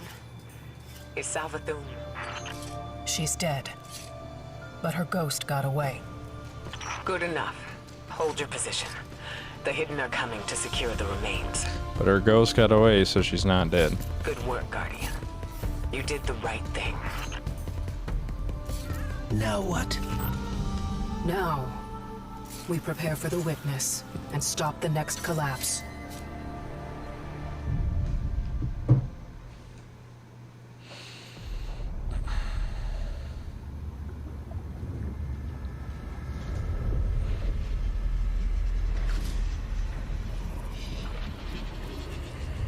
That's some Matrix shit right there. Actually, no, it's more like, anyone ever see Chronicles of Riddick? Kill the Riddick. Kill the Riddick. Kill the Furion. The Furion must not survive. You promise them life, but deliver only death, as you have for so many before. Oh my gosh. Enough. Enough death. Enough life. The Witness is literally just... You have no peace. This is just Chronicles of Riddick. That's what Destiny was inspired off of. We're the Furion. Do not be afraid. This is the High Death Priest, or whatever it was called. Holds the key. What was it? What was it called? This time. You keep what you kill. Looter shooter. Hello. There is no escape.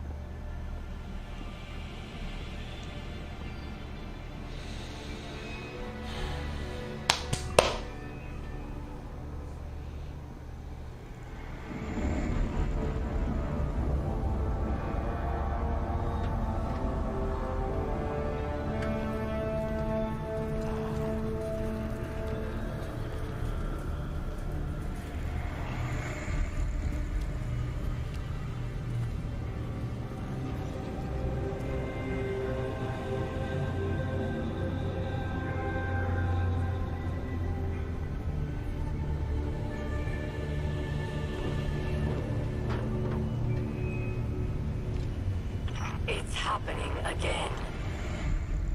The whirlwind. Aramis. Don't worry. The great machine will never abandon anyone again. Again.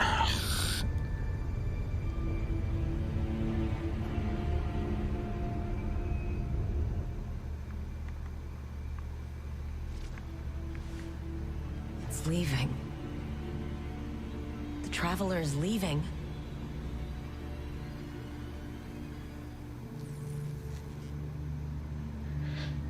The Warsats.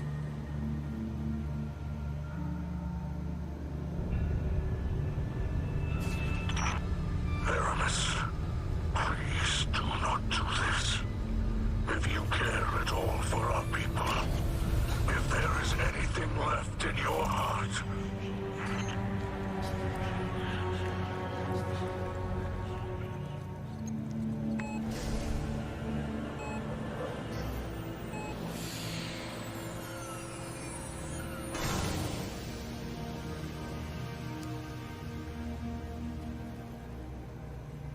make it known your pain.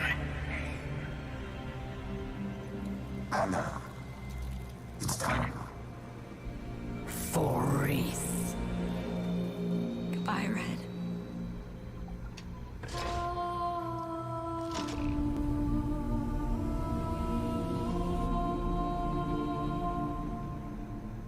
So if that shit's supposed to kill the Traveler, why can't it kill the Witness?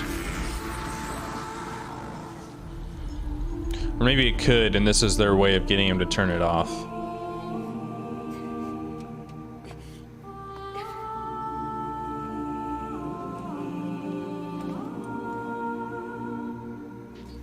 Anna. Look.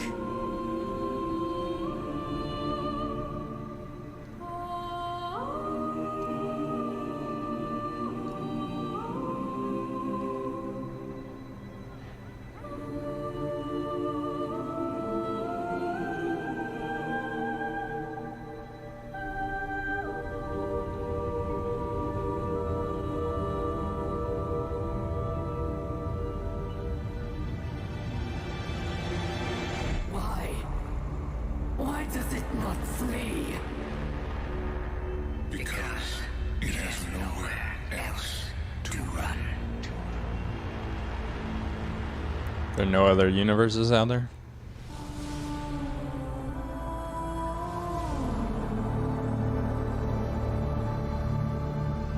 Lightfall.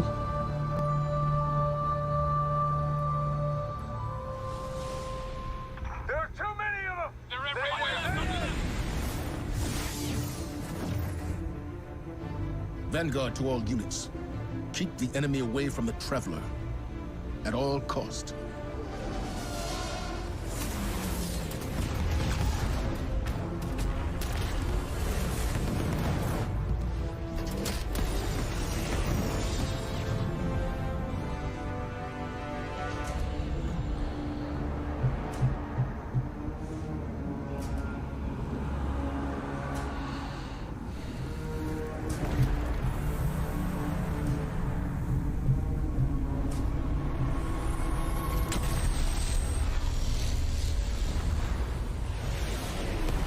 Casually just turns away.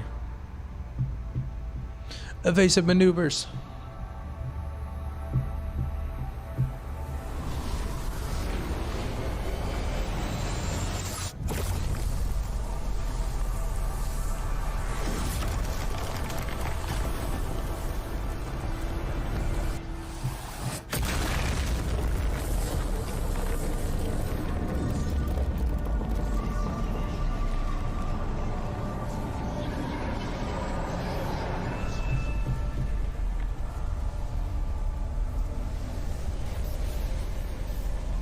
So I guess the question here is the witness going into the Traveler, or is the Traveler pulling the witness into it? What is that? The witness. Whatever that thing is, we gotta take it down.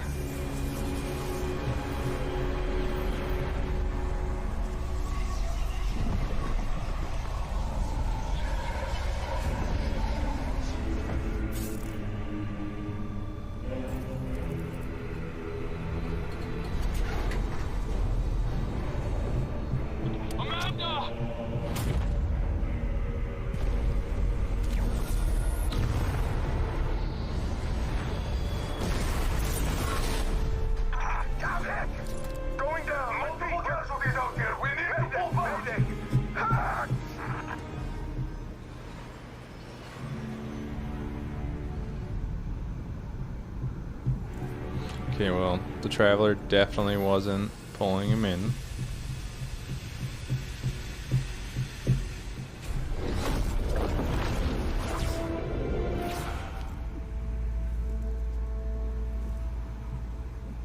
Disciple, you know what must be done.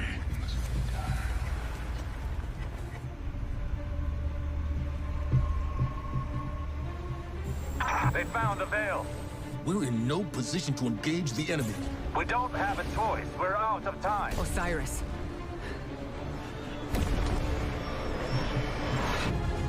Don't die.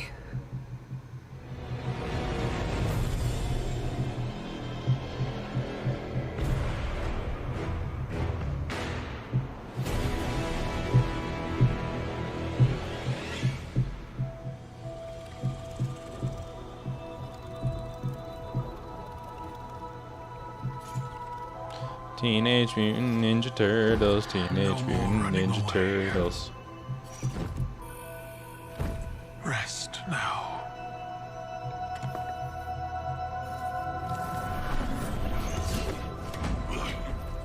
Well, the uglier they are, the harder they fall, right? No? Come on. They should have killed him off instead of the other dude. The other dude is badass. Found you. Get your ghost. What's wrong, Osiris? Get your ghost out of there. Finality takes shape. It's creating the link. At long last. Destroy it.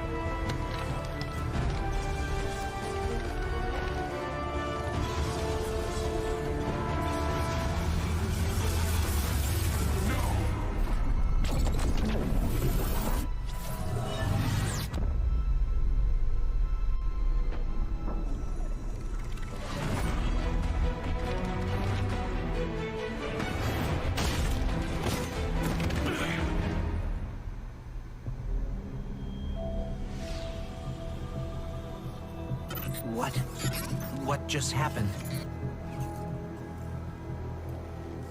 We just lost.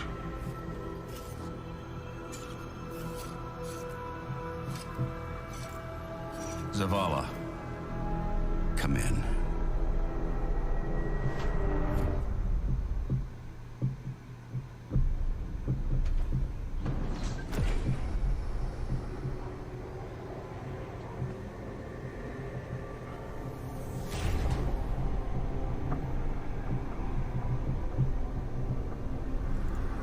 The universe makes us all victim and perpetrator. That's infinite cruelty. You, more than any, suffer both fates. Be free.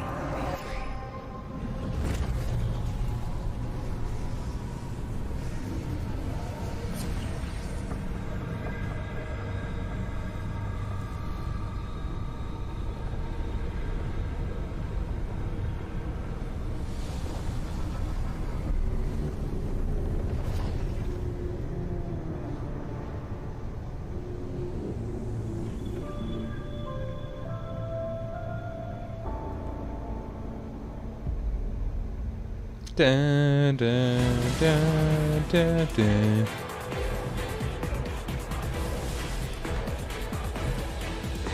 Season of the Deep.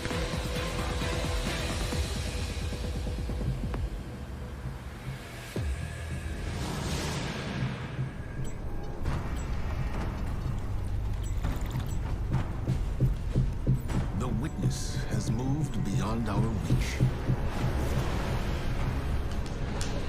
I'll be right back. I gotta use the bathroom and grab a drink before the actual showcase starts.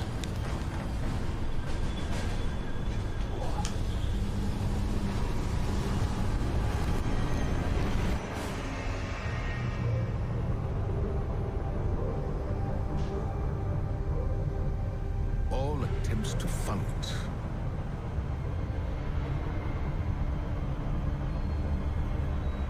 have failed.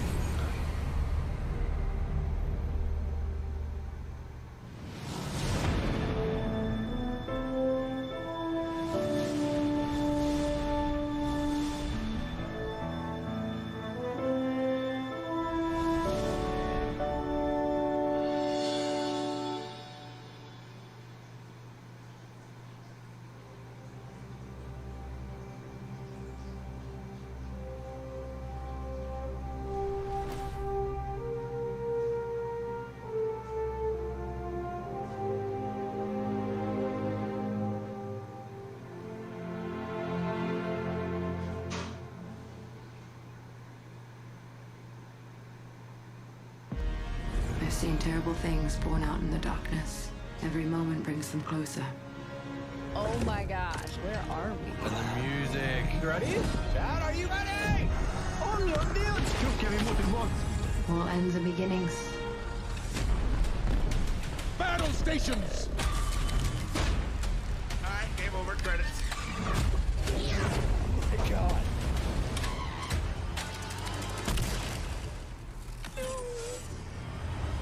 Holy crap. About time we go to the moon. Is that a darkest ship behind Okora? So happy Eric is back. We are your Salvation. Wait. The line between light and dark is so very thin. Let's cross it together. Holy crap. This got me feeling things. Hello, old friend. Ghost, ghost, ghost. Oh my god, dude. Alright, put the popcorn down, y'all. I'm afraid. What? Traveler just did a Death Star!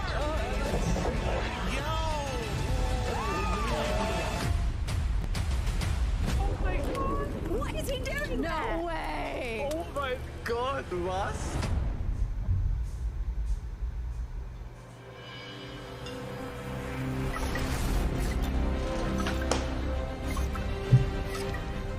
Five, four, three, two, one. Da da da da da da. Thanks for tuning in, y'all. Like many of you, I've been playing games as long as I can remember. They're a core part of what makes me who I am. I believe there's this deeply rooted, often unstated mission of games to keep adventure alive. In 2014, Bungie set out to start a new adventure. Heroes awakened on a desolate planet. A silent god set in our sky.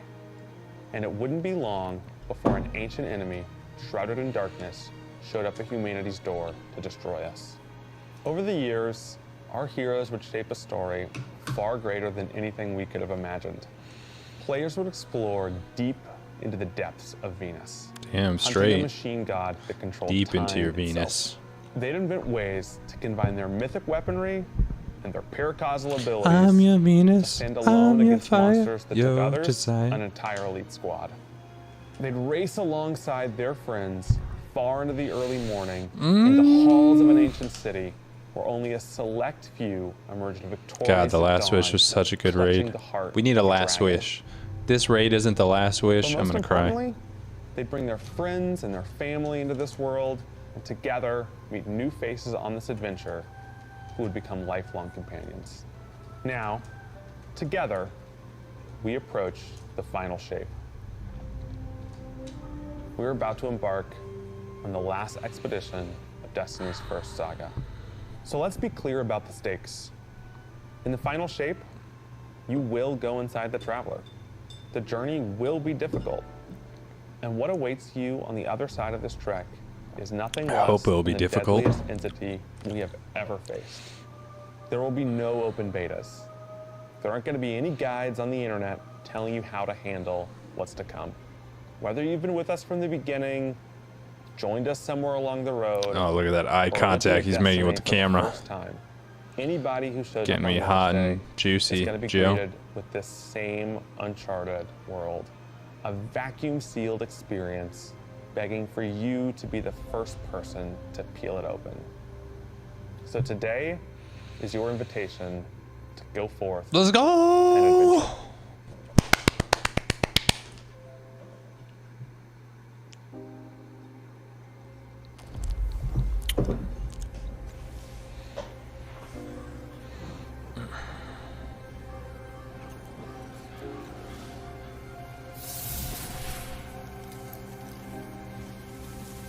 After all these years, we never talked about it. Why I brought you back.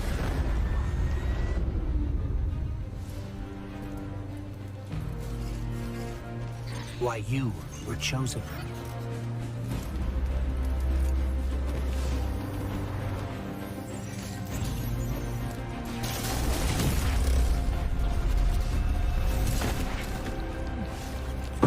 The truth is, I didn't know then. The Gallahorn. It was just a feeling.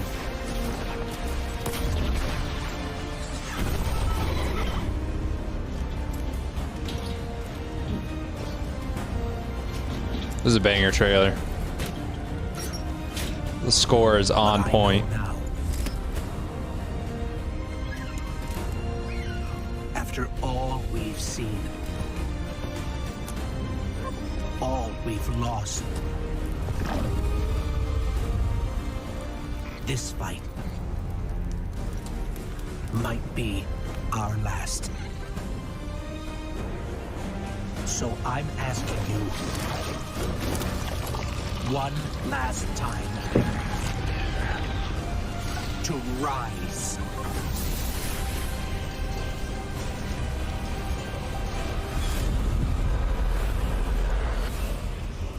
What the hell is that? What is that? Bro just pulled out a friggin' battle axe.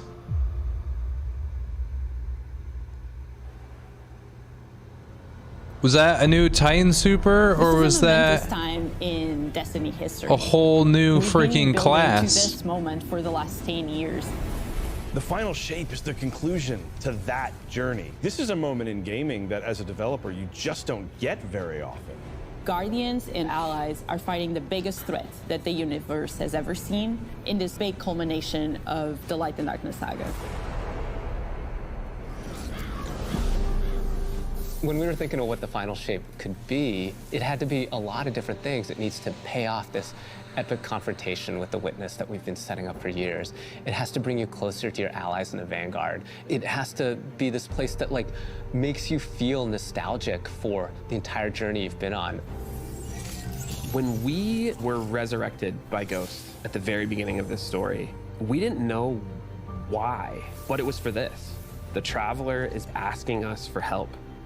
And it's our responsibility to protect every living thing in the universe from what the Witness intends to do.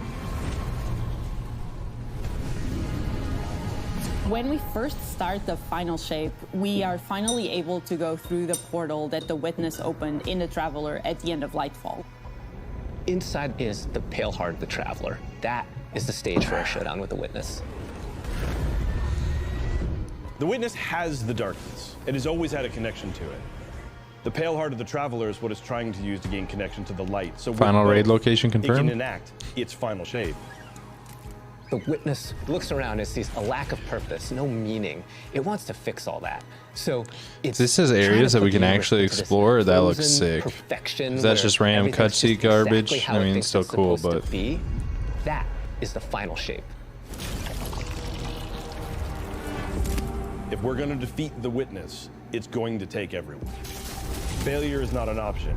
We're gonna need the Vanguard, all of our allies, and all the Guardians to rally together and be brave in the face of oblivion. In the final shape, we're going to answer questions at the grandest scale.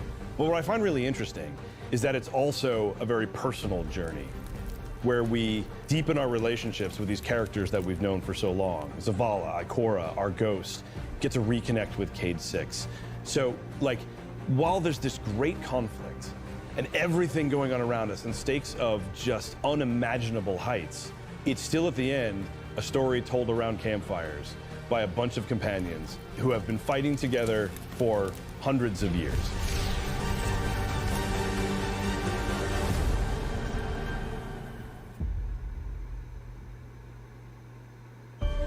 Bro had Trials of Osiris armor on. That's when you know shit's real. We're going through the portal that the Witness has opened up to confront it and stop the final shape. Inside the Traveler is this infinite, vast, unknowable, and we're landing on the Pale Heart, which is a fraction of really what is inside the Traveler. Okay, looks clean. The Pale Heart is weird. It's a little strange, it makes you feel a bit uncomfortable, and it is also just so cool and artistic in the best way. The Witness entered well ahead of any Guardians, and so it's had time to kind of shape what's there. When our Guardian enters, the rest of the Pale Heart starts getting shaped also around what we've experienced. This is the Traveler recreating the world in front of you as it saw on your journey. One of the most memorable. So the Traveler's already recreating shit inside the Traveler? D1 Tower. It's really For the a Witnesses? labor of love from the Destiny team. The final shape means so much. That last one was everyone big who's Halo building it, vibes. and I think players are really going to be able to see that. God, the Pale Heart PvP is maps they can make our from very this. first linear destination that we've ever done. I would love it if players felt that they began their journey in a place of safety and feel it escalate in danger, in surrealness, because there is this beautiful evolution of the space. They see things that are more and more wrong as they begin to go towards the Witness's monolith. It's kind of this omnipresent, foreboding thing off in the distance. The weirdest things happen as you get closer to the monolith in the form of reshaping. Kind of like deconstructing things and putting them back together just wrong. The sense of scale you get out there, like as you're exploring these spaces and you're jumping on these reshaped cuboids of Earth, you feel tiny as a Guardian. You feel alone. You feel like you are not the force to be reckoned with that you have been. You're not the God Slayer right now. You're just this little person jumping from these massive pieces to massive pieces.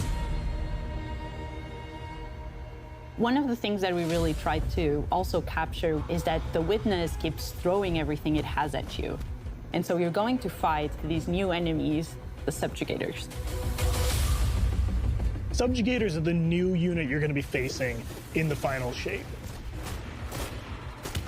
They have an enhanced power set. I thought that was a new Strand super. Stasis powers and Strand powers to face the Guardian, well, in support of all the other enemies you're fighting too. They bring something entirely new. I mean, that could be the new Titan Strand super, to be honest. They're back that there spear. pinging away with stasis abilities, throwing crystals at you, freezing you in place, tangling you up.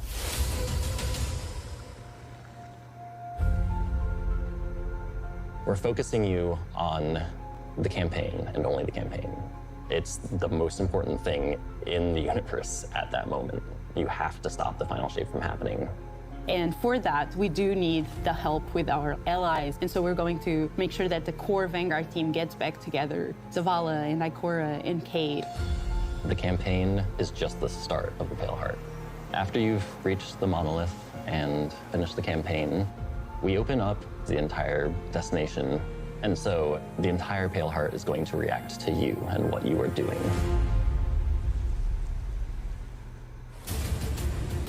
The campaign in the final shape doesn't really end with the final mission. The raids are where you defeat like the big bosses. So it's only natural that when you are going to confront the Witness, you're going to do that in the raid.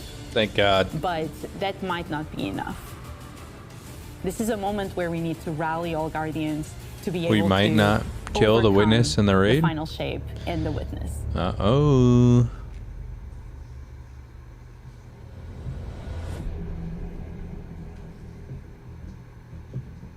In the final shape, we are inside the Traveler.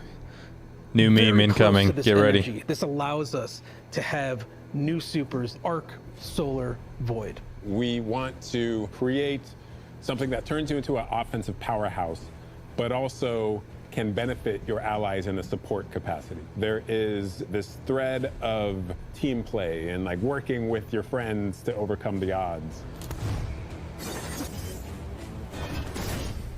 The Warlock Super is this ultimate expression of solar energy coursing through your Guardian. This Solar Warlock Super is a callback to Radiance from D1. Other than Golden Gun, this is the only other first-person super in Destiny right now. Your melee's like all these projectiles going off, doubling the amount of projectiles. Your grenade almost being sentient as it searches around, and then it hits a character and bounces off and goes to another one. And you're so overflowing with this energy that you are also giving it to your allies, allowing them to have their solar weapons supercharged, applying Scorch when they're shooting. Interesting. The new Solar Warlock aspect. When I cast my Rift, it is going to create this little solar soul that when I'm it sees so the enemy, sick it of launches freaking part of itself souls. out and hits the enemy and explodes and scorches them. It just feels very alive. But yeah, that super has an incredibly low cooldown. It's a layered super. This is the only ranged one-off offensive super for Titans in the game. The Titan jumps up into the air, summons this giant void axe, throws it, summons another one, throws it, summons another one, looks at a different group of enemies, throws it. And when these axes fly through the air, they stick into the ground or an enemy, do their void gravity thing where they suck a bunch of energy and enemies in and then explode. But that doesn't destroy the axe. The axe sticks around and you and your allies can go and pick up that axe and start wailing on enemies with it. This super is insane to me. The Void Titan aspect. That's actually I press sick. And hold my grenade button to consume my grenade and turn it into the shield. The more damage it takes, the more it charges up, and then I can release that, and it creates this blast that deals massive damage.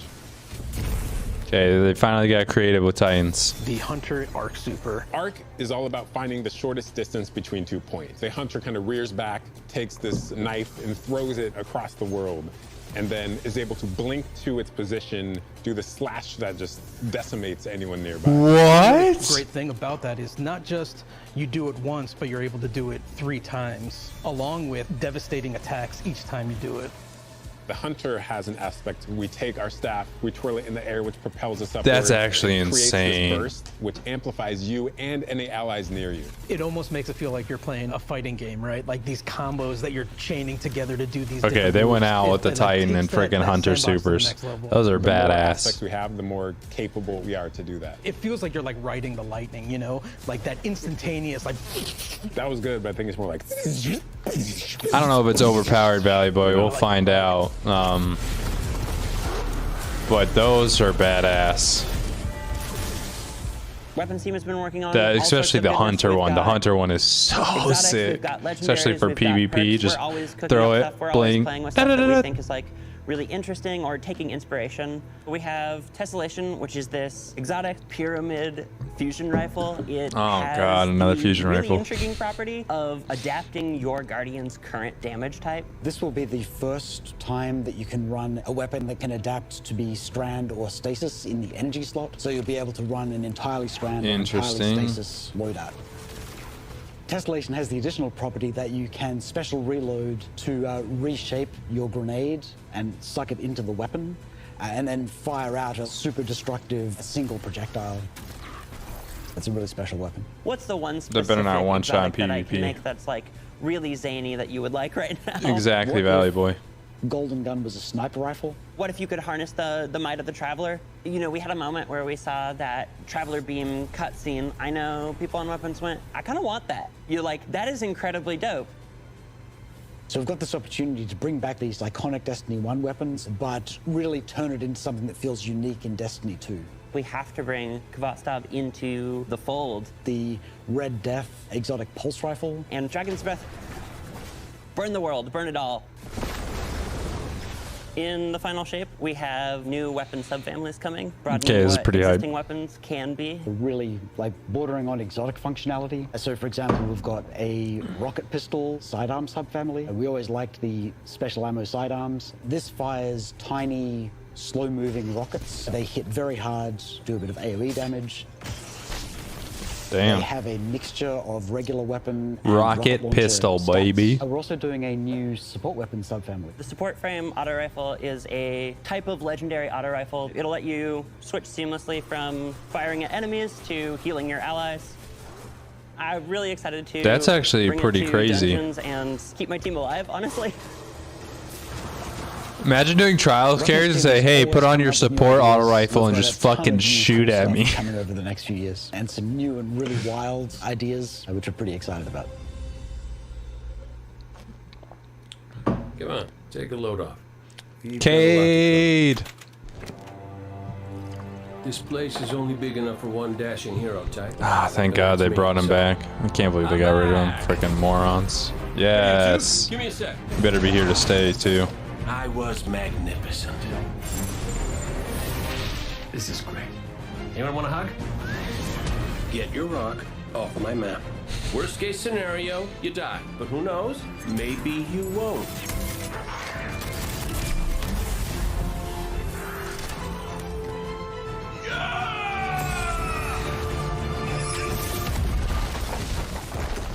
Well, better get back to it.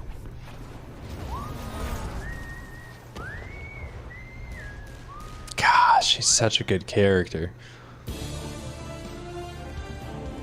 In this moment where we're driving to the end of the Light and Darkness saga, it's great to see Cade like return to this world at this moment with all this change about to culminate with this confrontation with the long-standing enemy, the Witness. Cade is the quintessential hunter. His presence casts such a long shadow over the story of Destiny, whether it was when he was alive or when he was dead.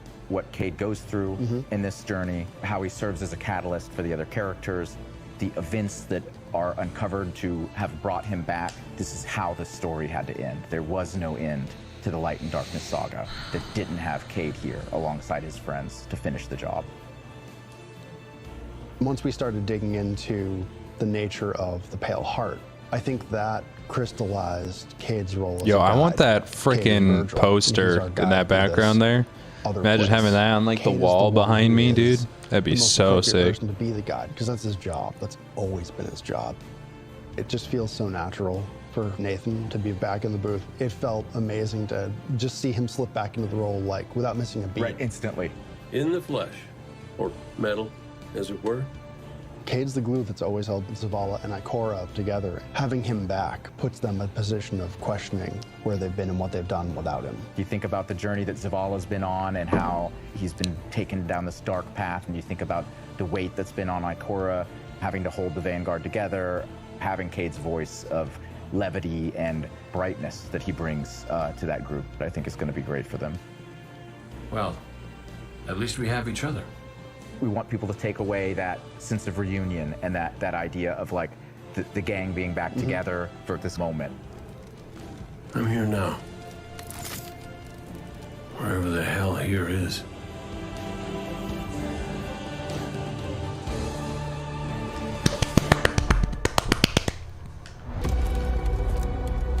Yes.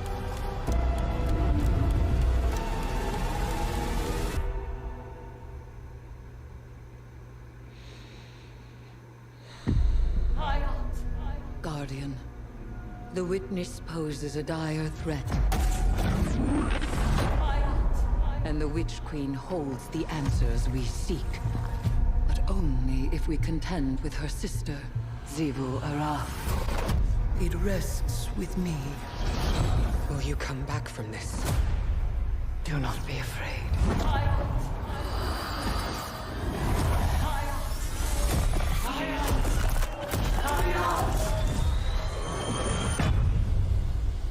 God damn. Bring me your tithes. Was she the new Witch Queen? Now wield hive magic and have entwined it with your light. Hive magic. Fire Guardian, and open the way to our tithes.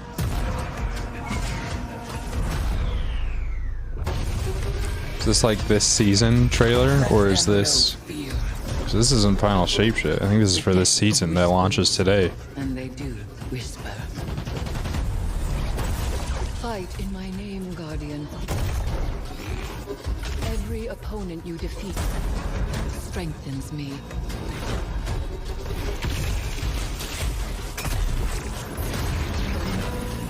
My appetite rises for your brutal tributes.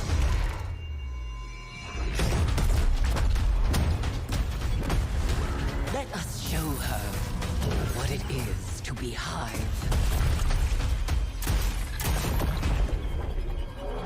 You have found the horn of battle! You are deserving of the greatest death I can bestow.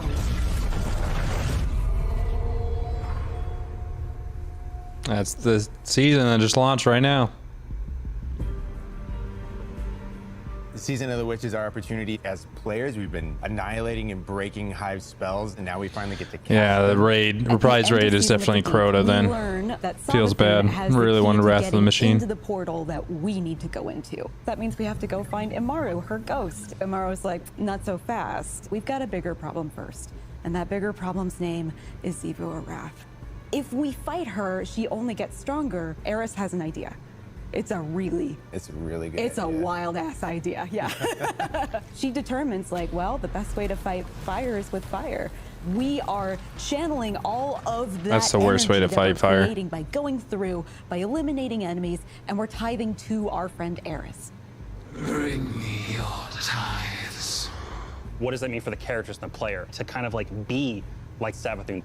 And that's where we went down the path of having Hive Eris. We wanted to extend that magical fantasy into the player then. That ability to have overwhelming magical power, that risk and reward into all of our activities and systems experiences. And so that's what Dude, led us to come up with things How like sick would that be though if you could transform into a hive like that and just fuck shit magical deck of up? cards that creates amazing synergies with your buildcraft meta and with buffs and the activities. They This can actually then looks choose interesting. These cards at will, whichever ones they want, and then that really leans into the build craft. Might actually buy this season. That you can then use to place on the battlefield and change the way you play. I'm such a sucker for deck building. Like being able to like bring that element into Destiny gameplay. Dude, I has loved just been, Wrath. Like, just it's Wrath was easy too, but it was just such a good raid. I don't even know if I did Crota. Or if I did, it would have been like a one. No, I did it like once or twice. We've got Altars of Summoning and Savathun's Spire. Savathun's Spire is our new 3-player offensive. You're doing a lot more with the Lucent Hive magic, but it's got a high amount of combatant density. It's got additional random encounters that you can come across. The Witch's Spire itself, Savathun's Spire, was like her reliquary for all these different magical experiments as she was learning the light. You're there in order to learn as much as you can in order to become a master spellcaster, right? To become like Savathun. The Altar of Summoning's activity is really exciting because you can spend like 20 minutes in it or you can spend 2 hours in it. It's a 3-player experience that you can hop in and hop out of. As you're going through this activity, you're filling the tithing Horde mode. bucket. As that tithing bucket is filled up, you'll get progressively more rewards. And then finally at the end, it'll cash out and you'll get a whole mess of rewards. We really wanted to make sure that there was a home for any exotic mission content coming in seasons after the year has passed. And so we developed what we're calling the Exotic Mission Rotator. Right away, we're getting Presage, Vox Obscura, and Operation Seraph Shield. This is some of the most fun content the team has making. It's some of the content the fans and players of Destiny love the most. The most exciting thing, outside of just the missions themselves, is that every time we put a mission inside of that rotator, the exotic that comes alongside of it will become craftable.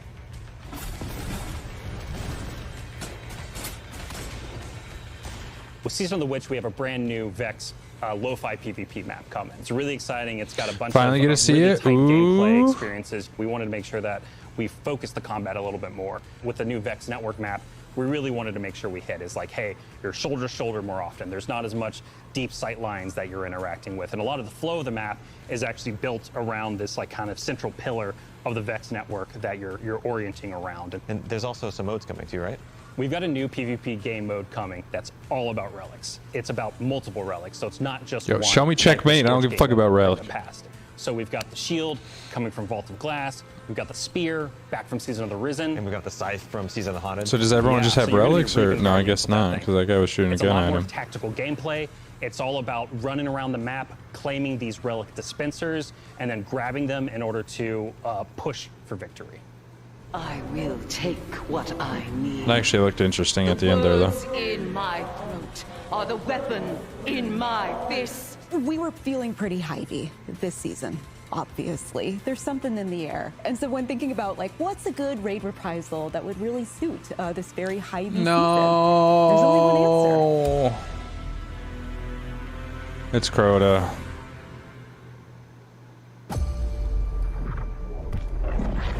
Nah, they don't increase level caps anymore except for on major expansions. Which they might be reworking how levels work for the final shape. There's been rumors about that.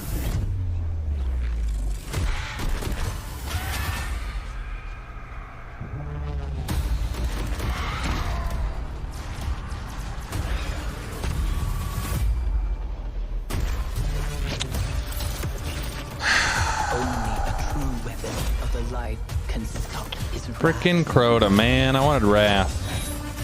We better get Wrath next year.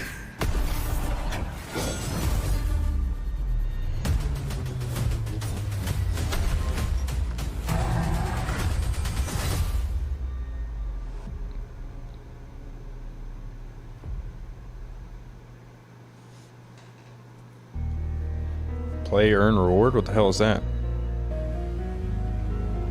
Heading into the final shape, we really want to rally all Guardians at the end of the Light and Darkness saga. We want to reduce those power barriers, as well as catch people up on key story beats and make sure that they have a really great and easy time connecting with other players.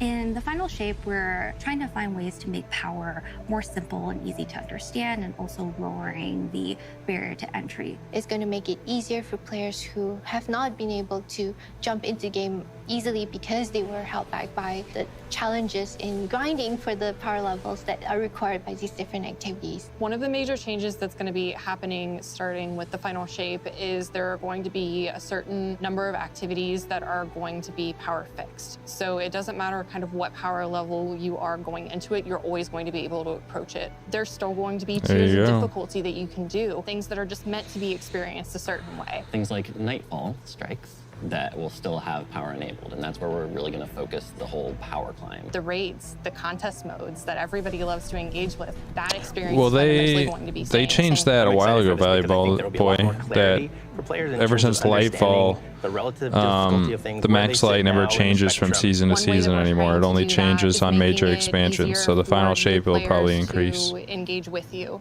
So we're introducing something that we're calling Fire Team Power. You can actually bring your friends along to play any dungeons and raids in the game without having to wait them to be at a certain power level.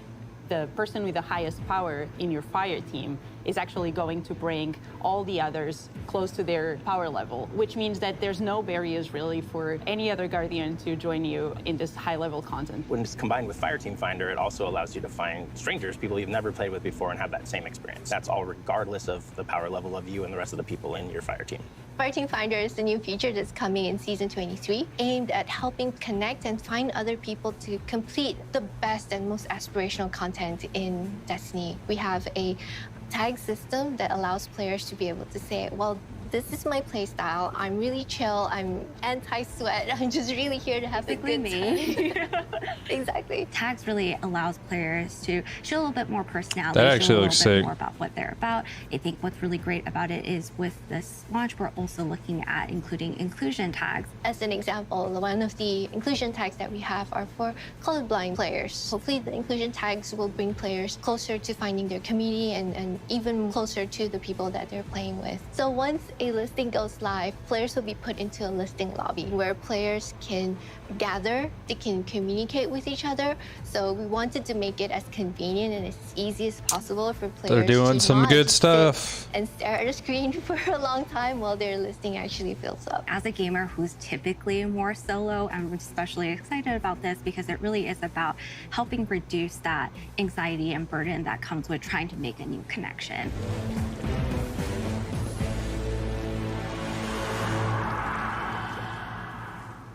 The feature coming out today that I'm incredibly excited about is Timeline Reflections. Essentially what we have done is we've went back to previous expansions and pulled out missions that we felt really represent key narrative beats within our story. We are going to have a mission for Forsaken, mission for Beyond Light, as well as a mission for Witch Queen. Thanks for the memories, Guardian.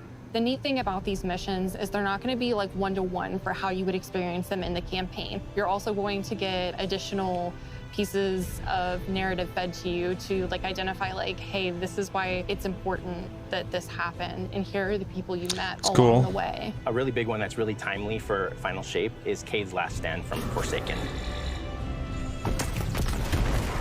Is that coming out this season though, or This is a moment that a lot with of the players final new shape? and old are going to come back to Destiny. I think this is just the right time to introduce features that are going to allow those players to jump right in and find people to play with and enjoy this content regardless of their power level.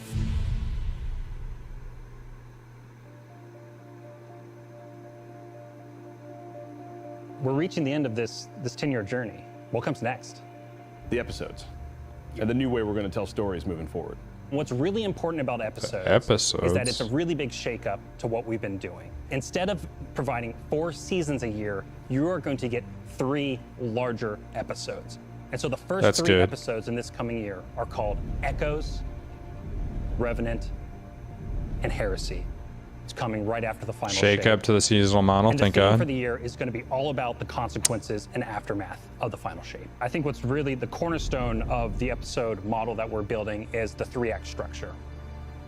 The acts act as these anchors for us to introduce new weapons, new artifact mods, new activities. Is it the same price though, or is it now like $25? In every single one of these acts, we're actually providing more cinematic styled experiences throughout the Final Shape year. Maybe it's like $20 now for each Any of episode. the seasons we've ever developed before. These new stories are actually playable as standalone. Like each episode is something you can experience, whether you've been playing Destiny for 10 years or this is your first one. You're going to be able to basically enjoy them in any order you want to. I think the opportunity with this big epic moment is that we get to innovate the game. We get to move the game forward. It's all about change frequently. It's all about deeper story moments. It's all about more weapons, more loot, more often. And it really provides the team with a platform to go much deeper into the themes and fantasies and story of any individual episode as compared to the seasons you know of today. I'm so excited to see what the narrative team can do with this kind of new platform of storytelling. Episodes provides this awesome foundation for the future of Destiny. We're moving into the next stage of Destiny 2. I think some people look at the Final Shape and they think Destiny 2 is coming to the end. And in many ways, it's the opposite. We're leaning in. We're putting the pedal to the metal. Episodes provide us a new, innovative way for players to engage with Destiny 2 throughout the year.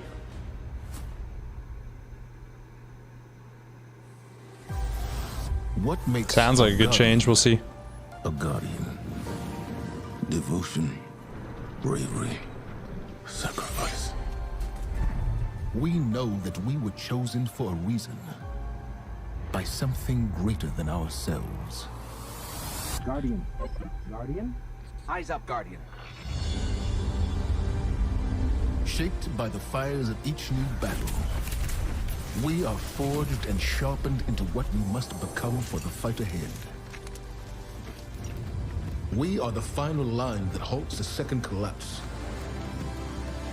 All of us. Every Titan. Every Warlock. Every Hunter. What is it the Guardians say? Devotion inspires bravery. Bravery inspires sacrifice. Sacrifice leads to death.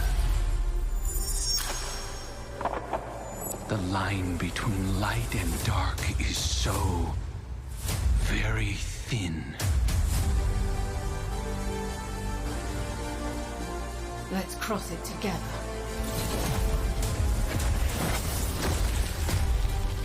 There are things out in the dark that only the dark can overcome. Trust me. You've heard the stories of the Traveler's sacrifice, of darkness descending upon humanity.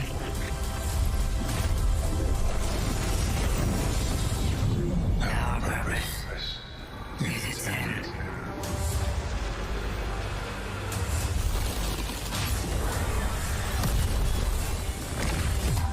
This time, there is no escape.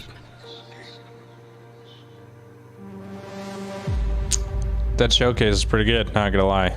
Super hyped for it. I wish they showed more It's gonna be an PvP, exciting but year for Guardians. We get it to is what it make is. At good least on they a showed it this promise time. That we made way back in 2014.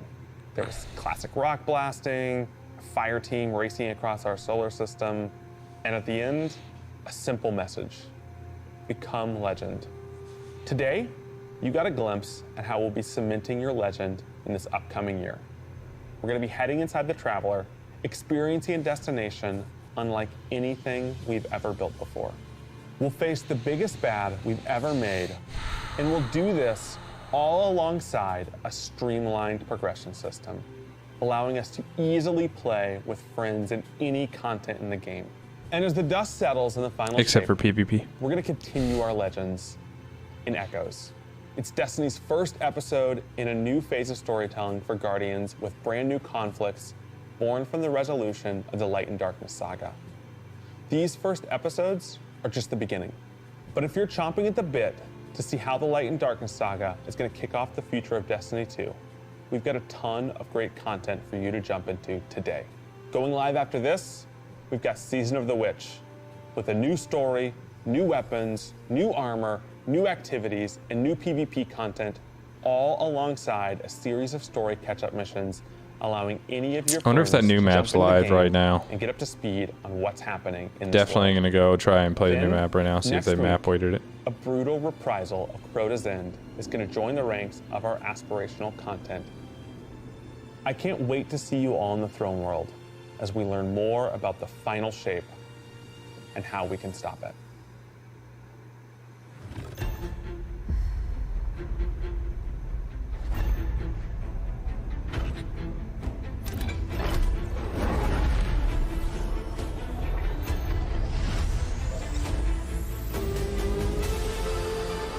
Do not be afraid.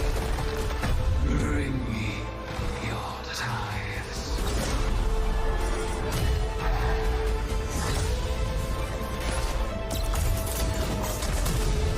After all these years, all we've lost, this fight might be our last.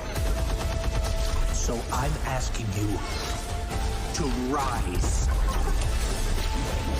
one last time.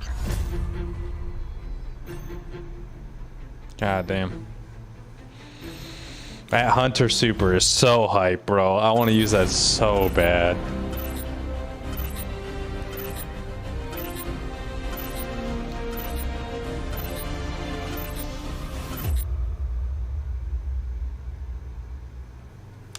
When we create a collector's edition, we try and recreate items from the universe for players to enjoy outside of the game. So this year we're doing the Destiny 1 tower.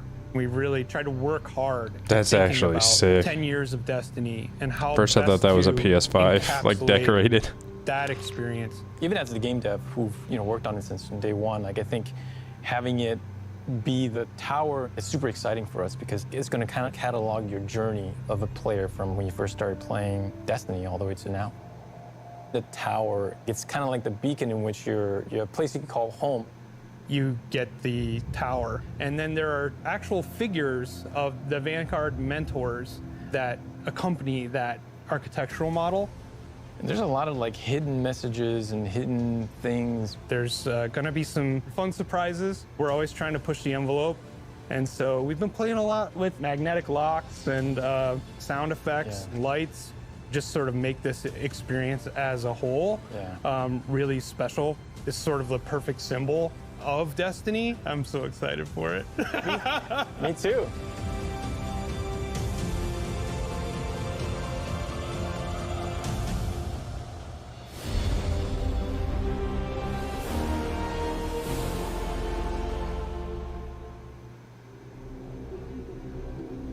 Cade front and center where he belongs, baby.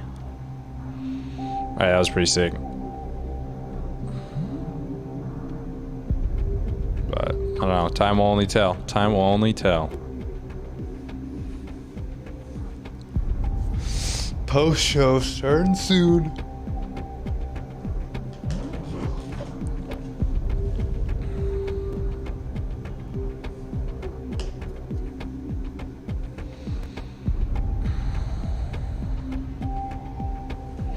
Let me make sure my PlayStation's on in case there's another Destiny update it needs to download.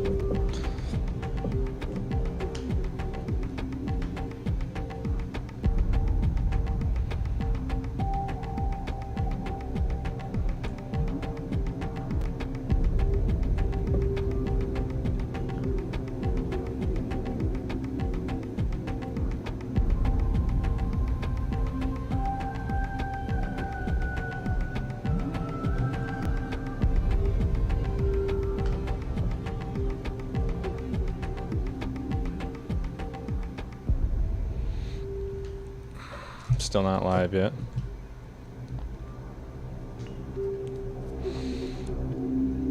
Let's take a look at Twitter.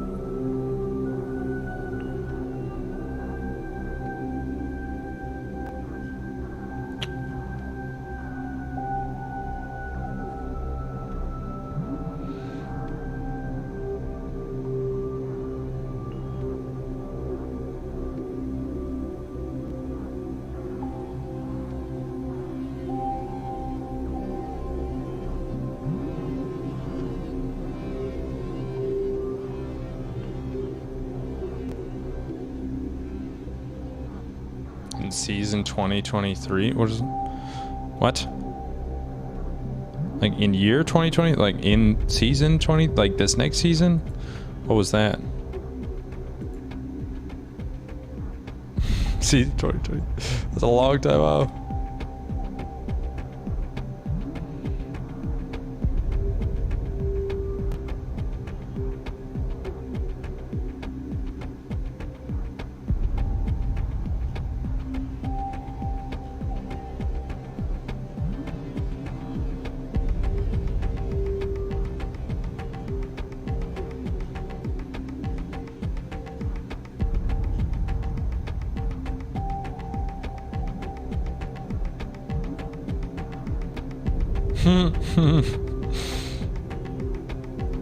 New DPS meta just dropped Ethernet cable.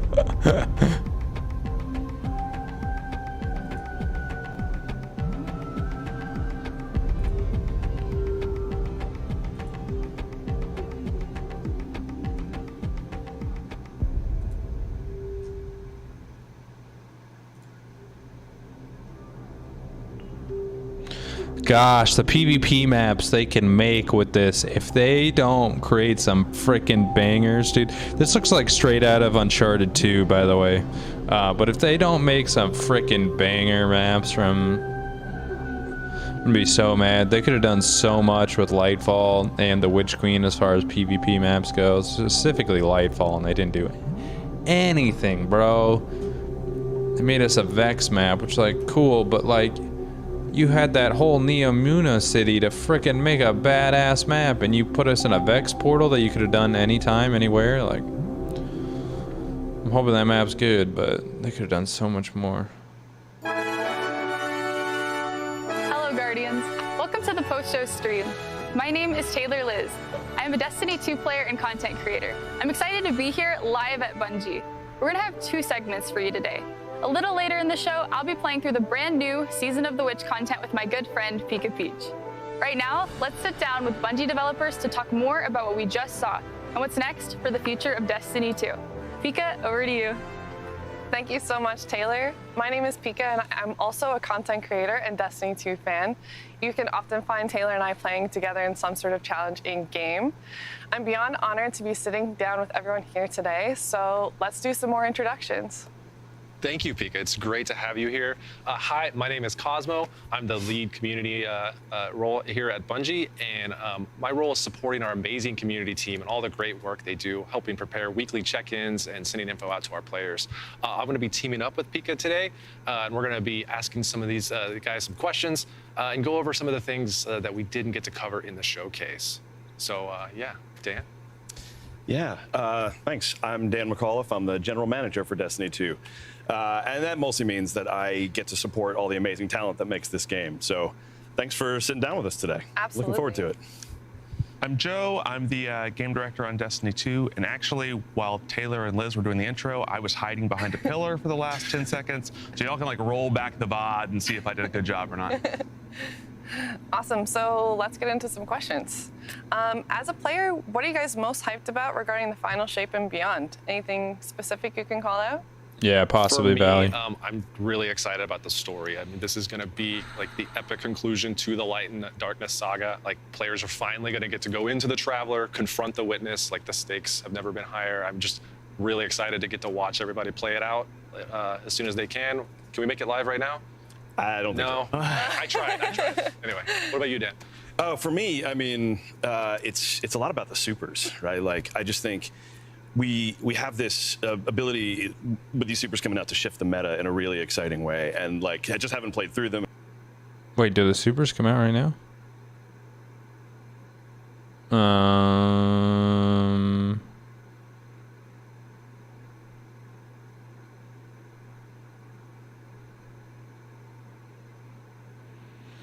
Bungo?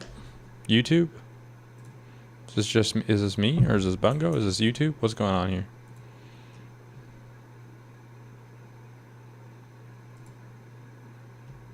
Right away. They're like changing the way you play. So this is not just exotics, right? It's But not these supers just coming like out to shift the meta in a really exciting way, and like I just haven't played through Frickin' them. YouTube. Oh my gosh. I guess we're switching to Twitch.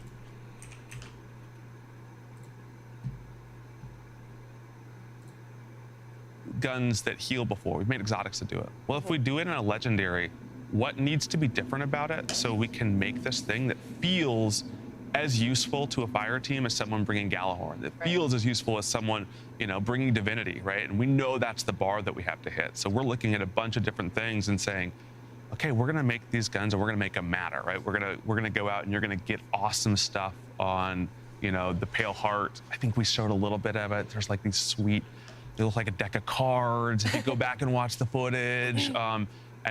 And there's a bunch of awesome stuff coming in the weapons. And so I think we're really just trying to hit that core, like, hey, we're a loot game, right? Like, the loot should be awesome. Absolutely. Yeah, well, me too. So speaking of the Pale Heart, the reveal, it was said in the reveal that the Pale Heart destination is the first linear destination ever done. So can you talk us through why it was decided to make it more linear destination? All right, linear. And like, what it means. Yeah. So the math lesson now. Yeah, I'm not sure how many folks have been in algebra recently, but if you're like me and need a little refresher, linear. Please. Line, right? Walk like me that's through what it. we're saying here. So a classic Destiny destination, we think of it as a loop, right? There are these big public areas. They're all connected in a circle. And then from those areas, there's little offshoots. There are little alleyways that you can go to. And that just didn't make sense for going inside the Traveler. One, because the Traveler is huge. When we talk about the Pale Heart, we're saying, you know, like, hey, what if you were an alien, you landed on Earth, and the only part of Earth you saw was like a parking lot in Montana. And you were like, oh, this place is huge, right? Like, it's sort of like, okay, so we're gonna show you a really small slice of what is inside the Traveler. And then we said, it needs to feel like you're going somewhere important. It's a vast, unknowable place. Okay, well, on one end, we've got the portal. And on the other end, we've got the Witness that's built this giant monolith.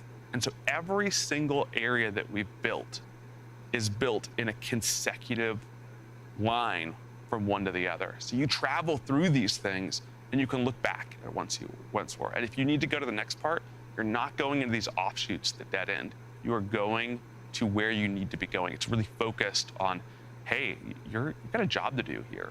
So it's like tracking your journey. Yeah, it definitely is. Okay, cool. Well, that sounds insane. So, super different. That's what we go for.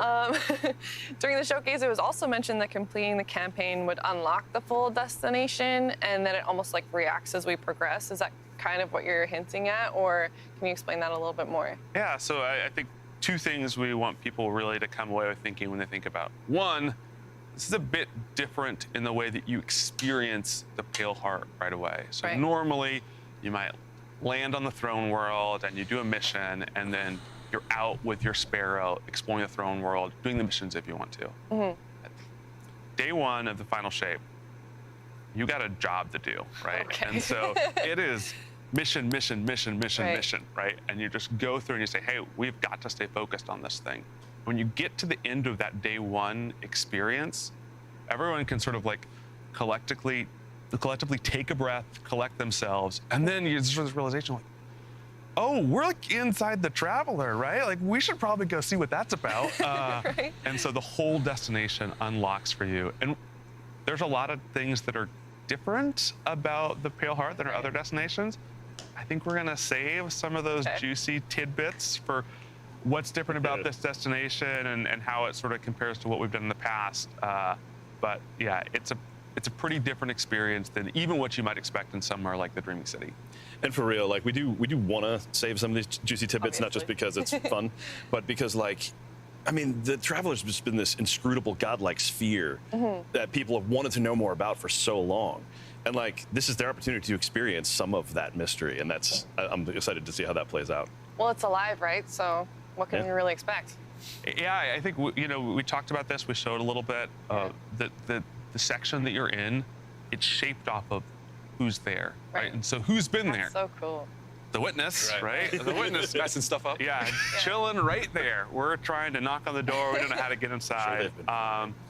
And we're gonna make it eventually. And so it's got this both really unique aspect to it, and a bunch of the geo looks like stuff that you've never seen before. A bunch of these places feel like, this heaven on one side, hell maybe in the middle, crazy Destiny surrealness at the end.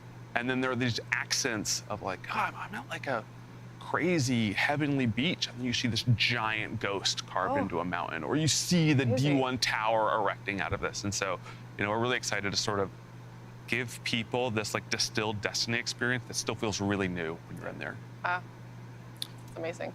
So Dan, we've got feedback from players who wanted to learn more about the origins of the Witness and the Veil during the Lightfall campaign, rather than wait until like later on in the seasons. So players have big narrative expectations for the final shape. How are we taking this feedback and making this the epic conclusion that this first saga deserves? Oh yeah, no, I mean this is the sort of fun of the challenge for this, right? Because the Light and Darkness saga has been such a focal through line for really most of Destiny's existence, right? Like it is this epic story. Joe was just talking about, some of that sort of culmination of experience inside the Pale Heart. And so this is a spot where we have to really land that culmination in a satisfying way, right? Like there is a confrontation that's been happening. There's a story that's been being told. This part of the Destiny world, we have to end really well, and the players deserve that, and the story deserves that. And so there's some things we're doing to account for that. But in addition, we have to set up the next set of stories. We're going to talk probably more about episodes in a bit, but like starting after the final shape with the new episodes framework that we're rolling out, we're going to tell all different stories, and we'll learn more about the world of Destiny moving forward. So that's the unique challenge that we are taking very seriously. And to accommodate that, we've done more, I think, on the narrative side of the fence than we've even done in the past. More significant writers' rooms. We brought in more folks from even other parts of the studio to really kind of consult on this and make sure that, all of our fans who probably know the Destiny lore better than I do are getting the pieces and answers to the questions that they want answered, unless we want to save some of those questions for the future stories that we're going to tell. Right. There's more to it that you and the team have been doing as well, if you want to talk to that. Yeah, probably to steal a little bit from Cosmo's and Pika's questions and give them the note card shuffle here in a minute. I think one of the things that we knew that was going to be challenging about this is, hey, we're telling the climax of the story. We know that, hey, when you get in the final shape, in those first moments, we want you to feel like, okay, Bungie delivered on this promise, delivered on this promise of becoming legend, delivered on really putting a bow on the Traveler and Pyramid story. The thing that was also important for us is we get it. Give us some answers. Ask some new questions. The biggest bad in Destiny. Okay, we think you have to confront the Witness in the raid, right? Like a version of Destiny's chronological history where the Witness was tough. Not quite as tough as Valka-Or, right? Like it's probably not a thing that our players are going to be super happy about. Not a thing I'm going to be happy about. And so what we really think is this day one experience is sort of like the penultimate episode, or the right before the season finale of your favorite TV show. And it really sets the stage for, hey, this is exactly what's going on in the world of Destiny. The stakes have never been higher. You go through a pretty epic journey. And then we say, okay, now we have to have this raid beat. And so it's sort of a reverse Taken King. If some of our people remember that moment in the Taken King, we delivered a thing where, hey, day one, for 80% of our players, they're like, I dealt with Oryx. And then for 20%, there was this other thing that they could go do, have another experience with Oryx. Right. And so for this one, we say, hey, I want everyone to go really set up what's happening in the final shape. And then for everyone, right, and we're not going to get into that, right, you should all wait for the raid, right? And we're going to help make sure everyone is brought along for the end of this journey. I think it takes a lot of our learnings from both really classic experiences like Crota and Oryx and sort of infuses them with what we've been doing with things like Savathûn and Callus, and taking all that lessons and saying, okay, we think we can do this the right way. Yeah, and also just for something like this, when you complete the circle of this story that we've been telling, we want to make sure that we're paying homage to the things of the past, and we're talking through just so many of the things that have made this story what it is, but also telling it in a way where if you're coming into the final shape as your first experience, you can enjoy the mission, you can enjoy the campaign, you can understand what is happening. Right. But there's just a lot more if you have almost a decade's worth of Destiny play knowledge that you can look at. So it kind of sounds like that means I have to play the raid to get the full story? No. Now, while we're really excited about something like Fireteam Finder coming in and making it easier for anyone to get into the raid and experience those beats, yeah, I think the different part from our strategy sort of as in the past was we said, hey, there's something more for those who raid. There is a piece of the story, right, that is told in the raid. There's a piece that's essential. But it is definitely not going to be a moment where only raiders get to see the end of the Light and Darkness saga. Right. Okay. Well, that's good. So we carefully skirt around 1,000 plot points here. So we showed a glimpse of the new enemy, the Subjugators. Are they going to be as terrifying as the Tormentors? Like, what sets them apart from previous enemies? Yeah, we were Subjugator. running through some questions yesterday, just like this. Spoiler alert: we do practice a little bit. Like we do think about this. And I got in trouble because I said several obscenities last time I did this. So I'm not going to do that today on stream. Who scolded you? It could have been anyone. Cosmo, it could have been anyone that scolded me. Okay. And so I've been playing a lot of Final Shape recently, probably surprising to no one. Subjugators are very different than Tormentors. Tormentors are sort of like this Kool-Aid man that busts through the wall and is like saying, all right, look at me, right? Oh, okay. And Subjugators for us, oh yeah, they come out in these moments where you feel like you have a battlefield full of enemies, and then you hear the pyramid screech sound. There's a sound. And a Subjugator beams in, and it's like the ultimate sort of backfield tactician, right? And they're doing things like giving everyone around it little pyramid buddies. Like, you've been shot in PvP with an Arc Soul. Like, imagine 10 taken Scions, and suddenly a Subjugator says, what if you all had little pyramid buddies? And you're like, oh, thanks, Subjugator, right? And so there's still these moments where you're like, you might want to just hold on to your super. You might want to hold on to some heavy ammo when you're playing through the campaign, just in case this busts through. I think one other thing that we've really learned from both Tormentors and Light Hive is started building these sort of like captain-y units, right? These things that feel scary. And we're very careful in both Witch Queen and in Lightfall to make sure, hey, we don't want to overuse these. We don't want this to become a thing where you get a bounty and it's like, kill 20 Light Hive. Oh, wow, they're just everywhere. And I think we're striking an even better balance now that we have a palette of these captains where it feels like, hey, I'm getting these like really meaty sandbox experiences. And we know how to sort of engage them in both the destination and the strike and the mission. So I'm really happy with a bunch of the learning the team has been taking as we continue to make these things. Oh, totally. Yeah, my super basic take from having played it is that, like, and I didn't know how this was going to play out until I experienced it. Joe described it really well, but it's what I want from these units as a player is I want that moment of and insert obscenity here so Cosmo doesn't yell at me. Right. But like, and the Subjugator absolutely delivers that in the same way that I felt from the Tormentor, and the same way I definitely felt the first time I saw the Light Hive.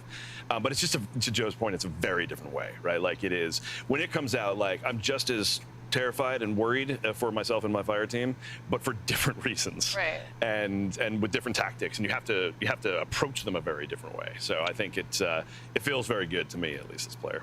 Why am I already nervous? Because whatever he just described, what you were picturing, is probably lighter than what's actually going to happen. Like, pyramid buddies are Arc Souls, and to say. I'm picturing some, okay. Yeah. I'm a little nervous. Okay, so Dan, this is for you. Your favorite, or everyone's, not yours, everyone's favorite hunter, Cade 6, is seemingly back from the dead. Can we get a little bit of the story on that? I mean, I'll happily take this one because I love talking about Cade 6. I mean, here's the reality. We've been talking about this all just the best hunter, just the best character. The campaign is mission. You have a mission. There's a thing that has to happen. And like, both as players and developers, it was just hard to picture finishing this fight without Cade 6, right? And so we brought Cade 6 back, and you're going to get less details than you want, but but Cade 6 is back for this fight, and it was super important to us as you go through to have Cade 6, Zavala, Ikora on comms talking through, and I think the most critical part of that is it's Cade 6 with Nathan Fillion, and I don't know about everybody else, but like Joe and I were talking about this yesterday, and I think Joe said it really well, which is, like when you're playing through the builds as you're going through, and the moment Nathan's line started actually coming through recorded, man, it just hits different, right? Like it just changes the dynamic for me as far as like what I feel about what's going through, the sort of complexities of the story. Right. But the part that's important, I think, to know is that like this is Cade. Like Cade is back. Cade is with you on this journey. He is your guide through the Pale Heart. Yeah. And there's other stuff that we're not going to talk about just yet because I want players to experience it. But yeah, anything more you want to add there? It's exciting. No, we'll probably say this a few times. We were like, what's the final shape? How are we going to do this? What's really important? We really wanted to make sure that this experience felt like the most distilled version of Destiny. Yeah. Like it's Destiny dialed up to 11. It is the like Destiny extract that if you were baking with, you're like, you only need a few drops. Like this is very potent. For us, you know, Joe's a very good speaker. I'll give him that.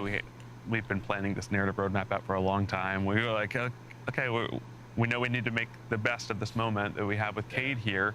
But I think it was really, again, as the VO starts to come in and you're in these missions, you're like, oh, that's like Cade 6 talking to me. Yeah. And even, I wouldn't say everyone's favorite hunter. I mean, Eris Morn might have something to say about that. But yeah, it really starts to be like, okay, yeah, this is that distilled Cade's the Destiny best. experience. Best character, best hunter, best everything. On the Bungie store. I don't know what it's for, I think but you got something here, actually. You could bottle this. Yeah. Not sure what it smells like. Good point. I don't even want to speculate. Yeah, just stop.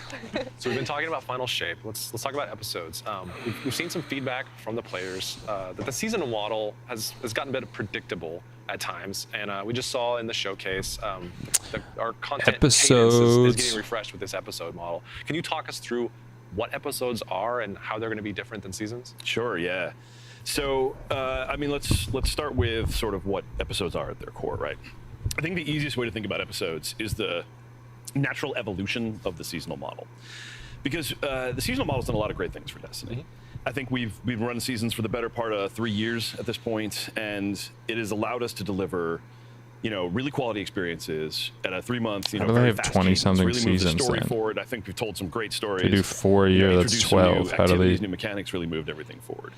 The problem is, and if we're being honest with ourselves, and I'm going to be honest with ourselves, we really biased towards consistency to do that, right? Like we wanted to deliver it quality, we wanted to deliver it on time, all the time to the player, but that made the experience somewhat repetitive, like almost sort of by design in a certain way, which is now I think stretched out to the end of its like utility. So episodes change up the framework and change up the delivery cadence.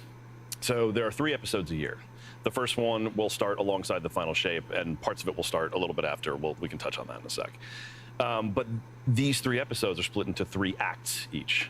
Okay. And this means 2 things, really. One, that now what you're really looking at is 9 beats a year that are 6 weeks apart. And each of these beats gives us an opportunity to materially change the state of the game, materially move the meta forward, introduce new story, introduce new weapons, new perks, new activities, and it doesn't have to be so formulaic. So it allows us to do what I think Destiny does really well, which is get a little weird at times. It allows us to throw. I have some really bad baseball metaphors I'm not going to use, but like throw some curveballs into. You just said you weren't going to use the baseball metaphor. Use the bad one. Okay, that's a good one. I can get really deep with this metaphor, and it's going to be interesting to about 4 people, so we're not going to do that.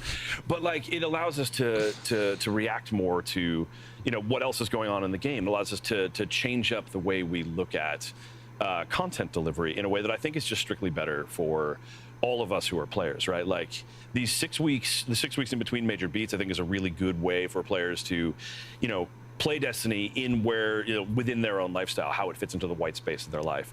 I think it allows us to introduce different things, to try some different things, like I said, make it weird, and really start to experiment in a couple of places because of not everything has to be there all at once, right at the top. Right. So I think what episodes allows us to do is to not only continue telling stories in I think a new and pretty interesting way, but it also allows us to just really amp up the variety of the types of things that we can bring and when we can bring them into the game, which I think is just going to be a great experience. Absolutely. What does that mean for the reward track? Yeah, so one of the most interesting things that we're doing with episodes is probably how they start. Okay. So for us, again, we've talked a lot. It's like pretty important that when the final shape is happening, everyone in the universe is saying, you know what's important? This whole thing that's going on in the Traveler right now. We've got to stay really focused. So we wanted the episodes to be a reaction to what happens when the final shape resolves, right? And so this means both. We don't want to tell a competing story at the same time. True. And we want, hey, once the first episode kicks off, for it to be in the context of what happens in the final shape. So the majority of the narrative content, the activity content, really when the episode begins, happens that reset after the raid. However, right away, we know there are some systems that just need to be online. So the reward track, you're gonna be able to get Red Death, log into the game, claim it from the past. I've been using it a lot in playtests. It's a solar weapon, can I say that? So like a little bit like, yeah. Someone from the weapons team is like, oh, I said it was a solar weapon. Yeah, I think we're excited to have that. And there's even a few stuff that you're going to be able to get weapon-wise from the episodes themselves. We have another sub-archetype that's going to be out there. We haven't talked about what sub-archetype that is, but we might see it in I think it's the kind of thing that people are going to be Might like, see it where in September? Was he about to say September? Having another reveal in September or something? We're excited for both having some of this content available right away, but keeping the meat of that narrative. Keeping September 1st for the reprise raid. Seeing a new archetype then. No. We're going to say everyone's on the same page when this kicks off. If you are in episode 1, you're hearing those lines of dialogue, you're getting those story beats. Everyone is saying, okay, we all just saw what happened, right? Like we were all there for that. And like, yeah, we were. And nuts and bolts wise, so episodes, we're still going to run season passes alongside episodes. And so before, where it was a season pass specific to a season, now it's actually going to reset at every act. So you'll have 100 ranks for the first act of each episode, and then 50 additional will be added for each subsequent act. So 200 ranks throughout the course of an entire episode. Makes sense. And that length actually allows us to add some more stuff to it, right? Yeah, I think we want to make sure that those additional ranks in Act 2 and Act 3 are really rewarding, and so we've both learned from our players, like, hey, we really value this. Can we get more of this? And so, like, great, we got that. And then we're also just going back to some old experiments. One of the things I'm really excited about is, in the 30th anniversary, we tried this experiment where, like, we're going to give everybody a tiger helmet, right? And it's like silver and it glows, and I'm like, yeah, and Hunters, Titans, Warlocks, they can all wear it. I'm like, maybe we should do that again. Maybe that should be what's on the very end of the pass, where not only is there, a unique armor set, but at the end you can be like, hey, and I was there, I did the whole thing right now. I got like this awesome helmet and everyone wears the same thing. So we're excited to be taking a lot of learnings and pushing this and saying, okay, I think we've made a thing that players are gonna be able to sink their teeth into. So by the season pass, you mean it's not something you pay for, right? It's just like the idea of having like a the progression is there. An episode. That's really cool. Yeah. Well, you answered the question about 2 separate narratives, so we don't need that card anymore. Good. What about the artifacts, like the perks? Like, are players going to have a different experience there, or are they going to get the same kind of like day 1, or? Yeah. So day 1, you're going to see something that looks exactly what you expect the artifact to look like, right? It's got the same amount of rows and columns. We've really been honing in on how to like make each artifact feel different.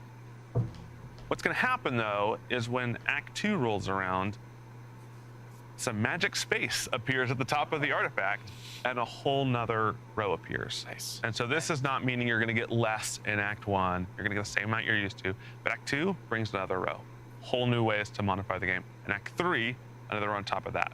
So we really want these acts to feel like, hey, it's not just that we're bringing new activity content in. It's not just that we're bringing new narrative content in. So you're time gating progression? We're shaking up the meta. There's new rewards. There's new ways to play.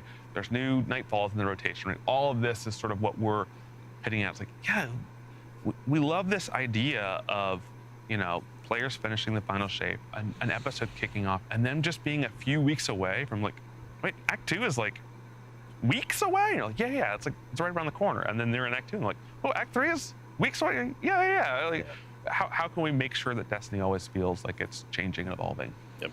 Yeah, it sounds like it'll be like really refreshing.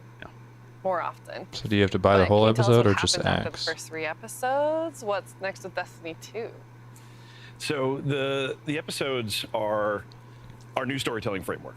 You're going to get less information than you want, but they allow us to really move the story forward in different ways. And so one of the things that we want to experiment with is, can we make some of these episodes more standalone stories? Do they have to all interconnect? Can you play them in specific orders, things like that? And so after the episode 3, the intention is to continue rolling episodes forward and keep telling different stories and take whatever learnings that we get from the first 3 episodes and start to evolve the framework. Yeah, and I don't think Dan's gonna kill me here, but we'll see. So maybe keep the coffee cup out of his hand. I'm waiting for a spit take. We got a lot of people. Most of them are at home. I was gonna point to the other side of the office. Most of us work from home now. That are working on Destiny 2 and are going to still be working on Destiny 2 after the final shape. And so, I'm not going to kill you for that. It is not just episodes. Like, we know there's a bunch of content and there's different ways that we can get that into players' hands. And those folks still want to make that content, like the awesome stuff that we're sort of known for. And so, again, we'll no be a more little expansions coy here today. But yeah, just to go back to what Robbie was saying, like, I wonder if you can game share episodes then. Tread on the tires here, and we're excited to show you where we're driving. Yeah, and again, to what we were saying before, we think the episode model with the 3-act structure allows more flexibility for us to make some of that cool content and make some different content. And I think the team is pretty excited about that too. So episode 4. Maybe, who knows? You got to find out what happens in the first 3 episodes. All right, so... All right, here's the entire story. No. All right, well, I cracked the code. What are some changes that are coming that will make it easier to get my friends in the game? There's a ton. I mean, there's a ton. So we'll go through some specifics, but finding ways to make it easier for people to group up and play together and improve that experience was a pretty big focus for the last 1.5 years and moving forward. I'm taking with Joe on time because, time's hard, especially in quarantine. But so we got Fireteam Finder coming in season 20. Absolutely, yeah. But even before we get into the specifics, Destiny's just better when you're playing with friends. It's better in groups. It's better with a fire team. And so being able to build that fire team and being able to play the best content is the sort of overarching goal for what we're trying to do. And yeah, so we got Fireteam Finder, we got Fireteam Power, we've got Timeline. Reflections. That's we probably got another scoop or two. I'm making sure that Kelly isn't opening that door to run over and tackle me before I give another thing here. Season 22. Oh, we can say Season of the Witch now. Season of the Witch. Yep. That's right. Today is coming out with a thing that we sort of call the main quest update. This is an update to your quest page, where we're taking over that front page and saying, hey, this is the big quest, and here's another quest that's important. And so we think super important for our new players that get inundated with a ton of content to go see, and they're like, wow, what are my friends focused on? Can I make sure that's out? This is great for them. It's also great for people that are already playing Destiny and okay, I finished day 1 of the final shape, and you're like, I got a lot of, which ones are the important ones, right? Which ones are first? And so there's a group of, a big group of developers here who are always looking and saying, okay, what's the next pain point for Destiny players? Sure. And so we're really excited about Fireteam Power. I think it's going to both be a way that for engaged Destiny players to still really care about getting their power up and their light up, but also allow, I've got friends that haven't played Destiny in a while, and I would love to just say to them, hey, just get in the game. Whatever guns you have, you're gonna group up with me, we're gonna do the dungeon. Yep. We're gonna go play PvP, we're gonna go do this thing, and you're gonna be able to enjoy yourself. And there's still this incentive for them, okay, well, I'd rather be not 5 under Joe's power and seeing him beat me on the damage tables, right? Let's get, let's clear that gap. But for a bunch of people that want to come back and play with their friends, I think we're doing a lot here. We're excited about Fireteam Finder as well. I think there's going to be this whole new influx of Guardians in season 23. They're going to be Last Wish. So what's that all about, right? I've heard some things. There's a dragon there. Let's go. Let's just go check that out. And I think it's a big precursor to what we want Destiny to be. We want to stop hiding our best content by a bunch of walls behind people and say, no, come in here, experience this. There's a lot to chase, even after you access the content. So let's make it easier to access the content. Yeah, that's the biggest thing for me. It's just that, like, I want an experience for Guardians between Fireteam Finder and Fireteam Power, and where you can come into the game and be like, I heard that's the best content in the game. I want to be able to go play it, and be able to go play it. Right? Are you this tall? Sorry. Yeah, you can't ride the ride. Exactly. Like, I feel called out. But in all seriousness, like, that's the goal behind all these systems. And I think Joe painted a really good picture of why it's still important for the really, top end players to really want to go and keep themselves as high end and have all the weapons and all that stuff, even for that content. But give those other players the ability to try it, because I think that's where Destiny's at its best, is in some of those. And we didn't talk a bunch about this, but we know that Guardian Ranks has done a bunch for our new players this year in helping them get through and onboard the systems. But Guardian Ranks wasn't able to solve, like, okay, I understand what a mod is, but who are these people? Who are the Hive? Who is Cade 6? Everyone keeps talking about Cade 6. And so Time on Reflections, we're not going to put Bife out of business anytime soon, but getting that experience in game to be able to go look, hey, I want to go to the timeline. I want to read a thing. I can watch a thing. Oh, and then I can play a thing, right? Like, it's one thing to hear about Cade. It's another thing to play with Cade. Right. And I think that for, a bunch of our new players, it's going to be an exciting way to experience some content. And I think even some of our older players are just going to be like, you know what I want to go do today? A little nostalgia. I want to go hang out with Cade 6 in a prison. That's right. I like it. So can you kind of explain how Fireteam Power works for us? Yeah, so there's two ways that we're really thinking about power in Final Shape and beyond. One is what we're calling power fixed activities.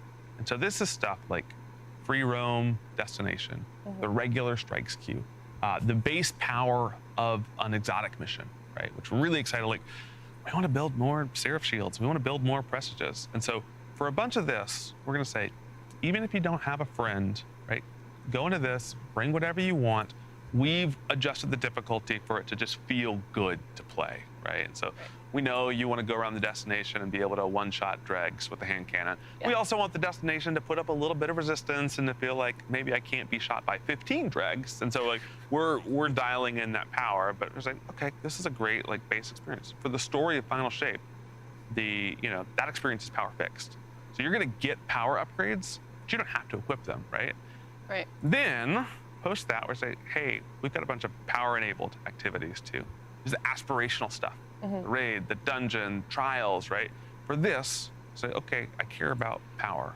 And so we've got an employee that we like to pick on here, a guy by the name of Matt Noguchi, who is a very hardcore Destiny player. I think that I'm a hardcore Destiny player, and then I look at my friends list, I'm like, how is his pass level this high, right? Like,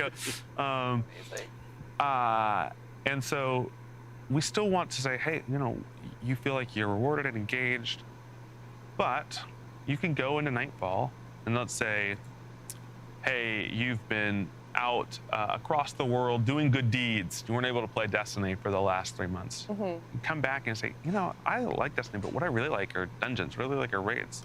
Okay, get in Matt Noguchi's fire team. Anyone that's in, a pre-made fire team, whether you made this fire team in Fireteam Finder or whether you made it from your friends list, it's going to look at, say, who's the highest fire team, like who's the highest power level, and then it's going to take that and say, we're dialing the numbers. I think right now it's 5. It might be 3. Yeah. I'm going to say, okay, everyone in here, 5 below, no matter what.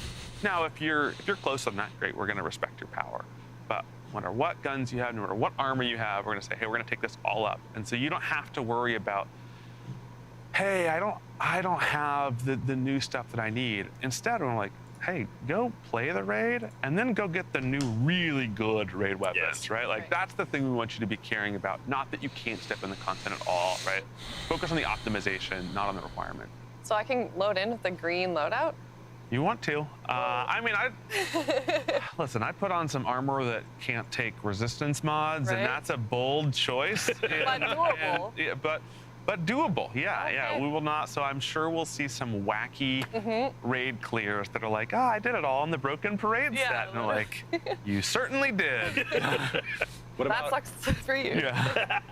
What about with trials? It's like the one kind of like PvP thing that. Yeah. So we know there's some important reasons to keep power on in trials, and really to try to keep that a fair playing field. And so right now it's power enabled, and we're going to have a switch where we're going to say, hey, we're going to test out Fireteam power in this, because one, we want to make sure that we keep that experience in a good spot. Two, like, it is an experience where I've got this friend Shane, and he is a master with Golden Gun, but he plays Destiny off and on. I would love to be able to say, Shane, we're playing trials this weekend, and I know you haven't played in a while. Please just. I don't know why anyone wouldn't care about or would care about that. And him just be able to go, and I'll have better weapons, I'll have better armor, but he's still gonna pop Golden Gun. I don't even know why power level's enabled in PvP. There's like no point. We do want to still have that, experience for even at the high end of PvP. We just want to make sure we do it right, and so it is something that we are walking in carefully and saying, okay, we're gonna try this. We're gonna test it. If it doesn't work, we're gonna find a different solution. Yeah, and specifically, we're gonna we want us to have room to experiment, and so I think Joe's right. Where we'll start off with it power enabled sometime during the episode. We'll flip that switch, and we'll communicate that out, and we'll make sure everyone's aware that it's coming, and we'll see how it goes. And if it goes really well, we'll figure out what to do with that next. And if it doesn't, we'll figure out if there's something else we need to try differently. But yeah. So I'm excited to see if it gets more variety of players into trials and more people who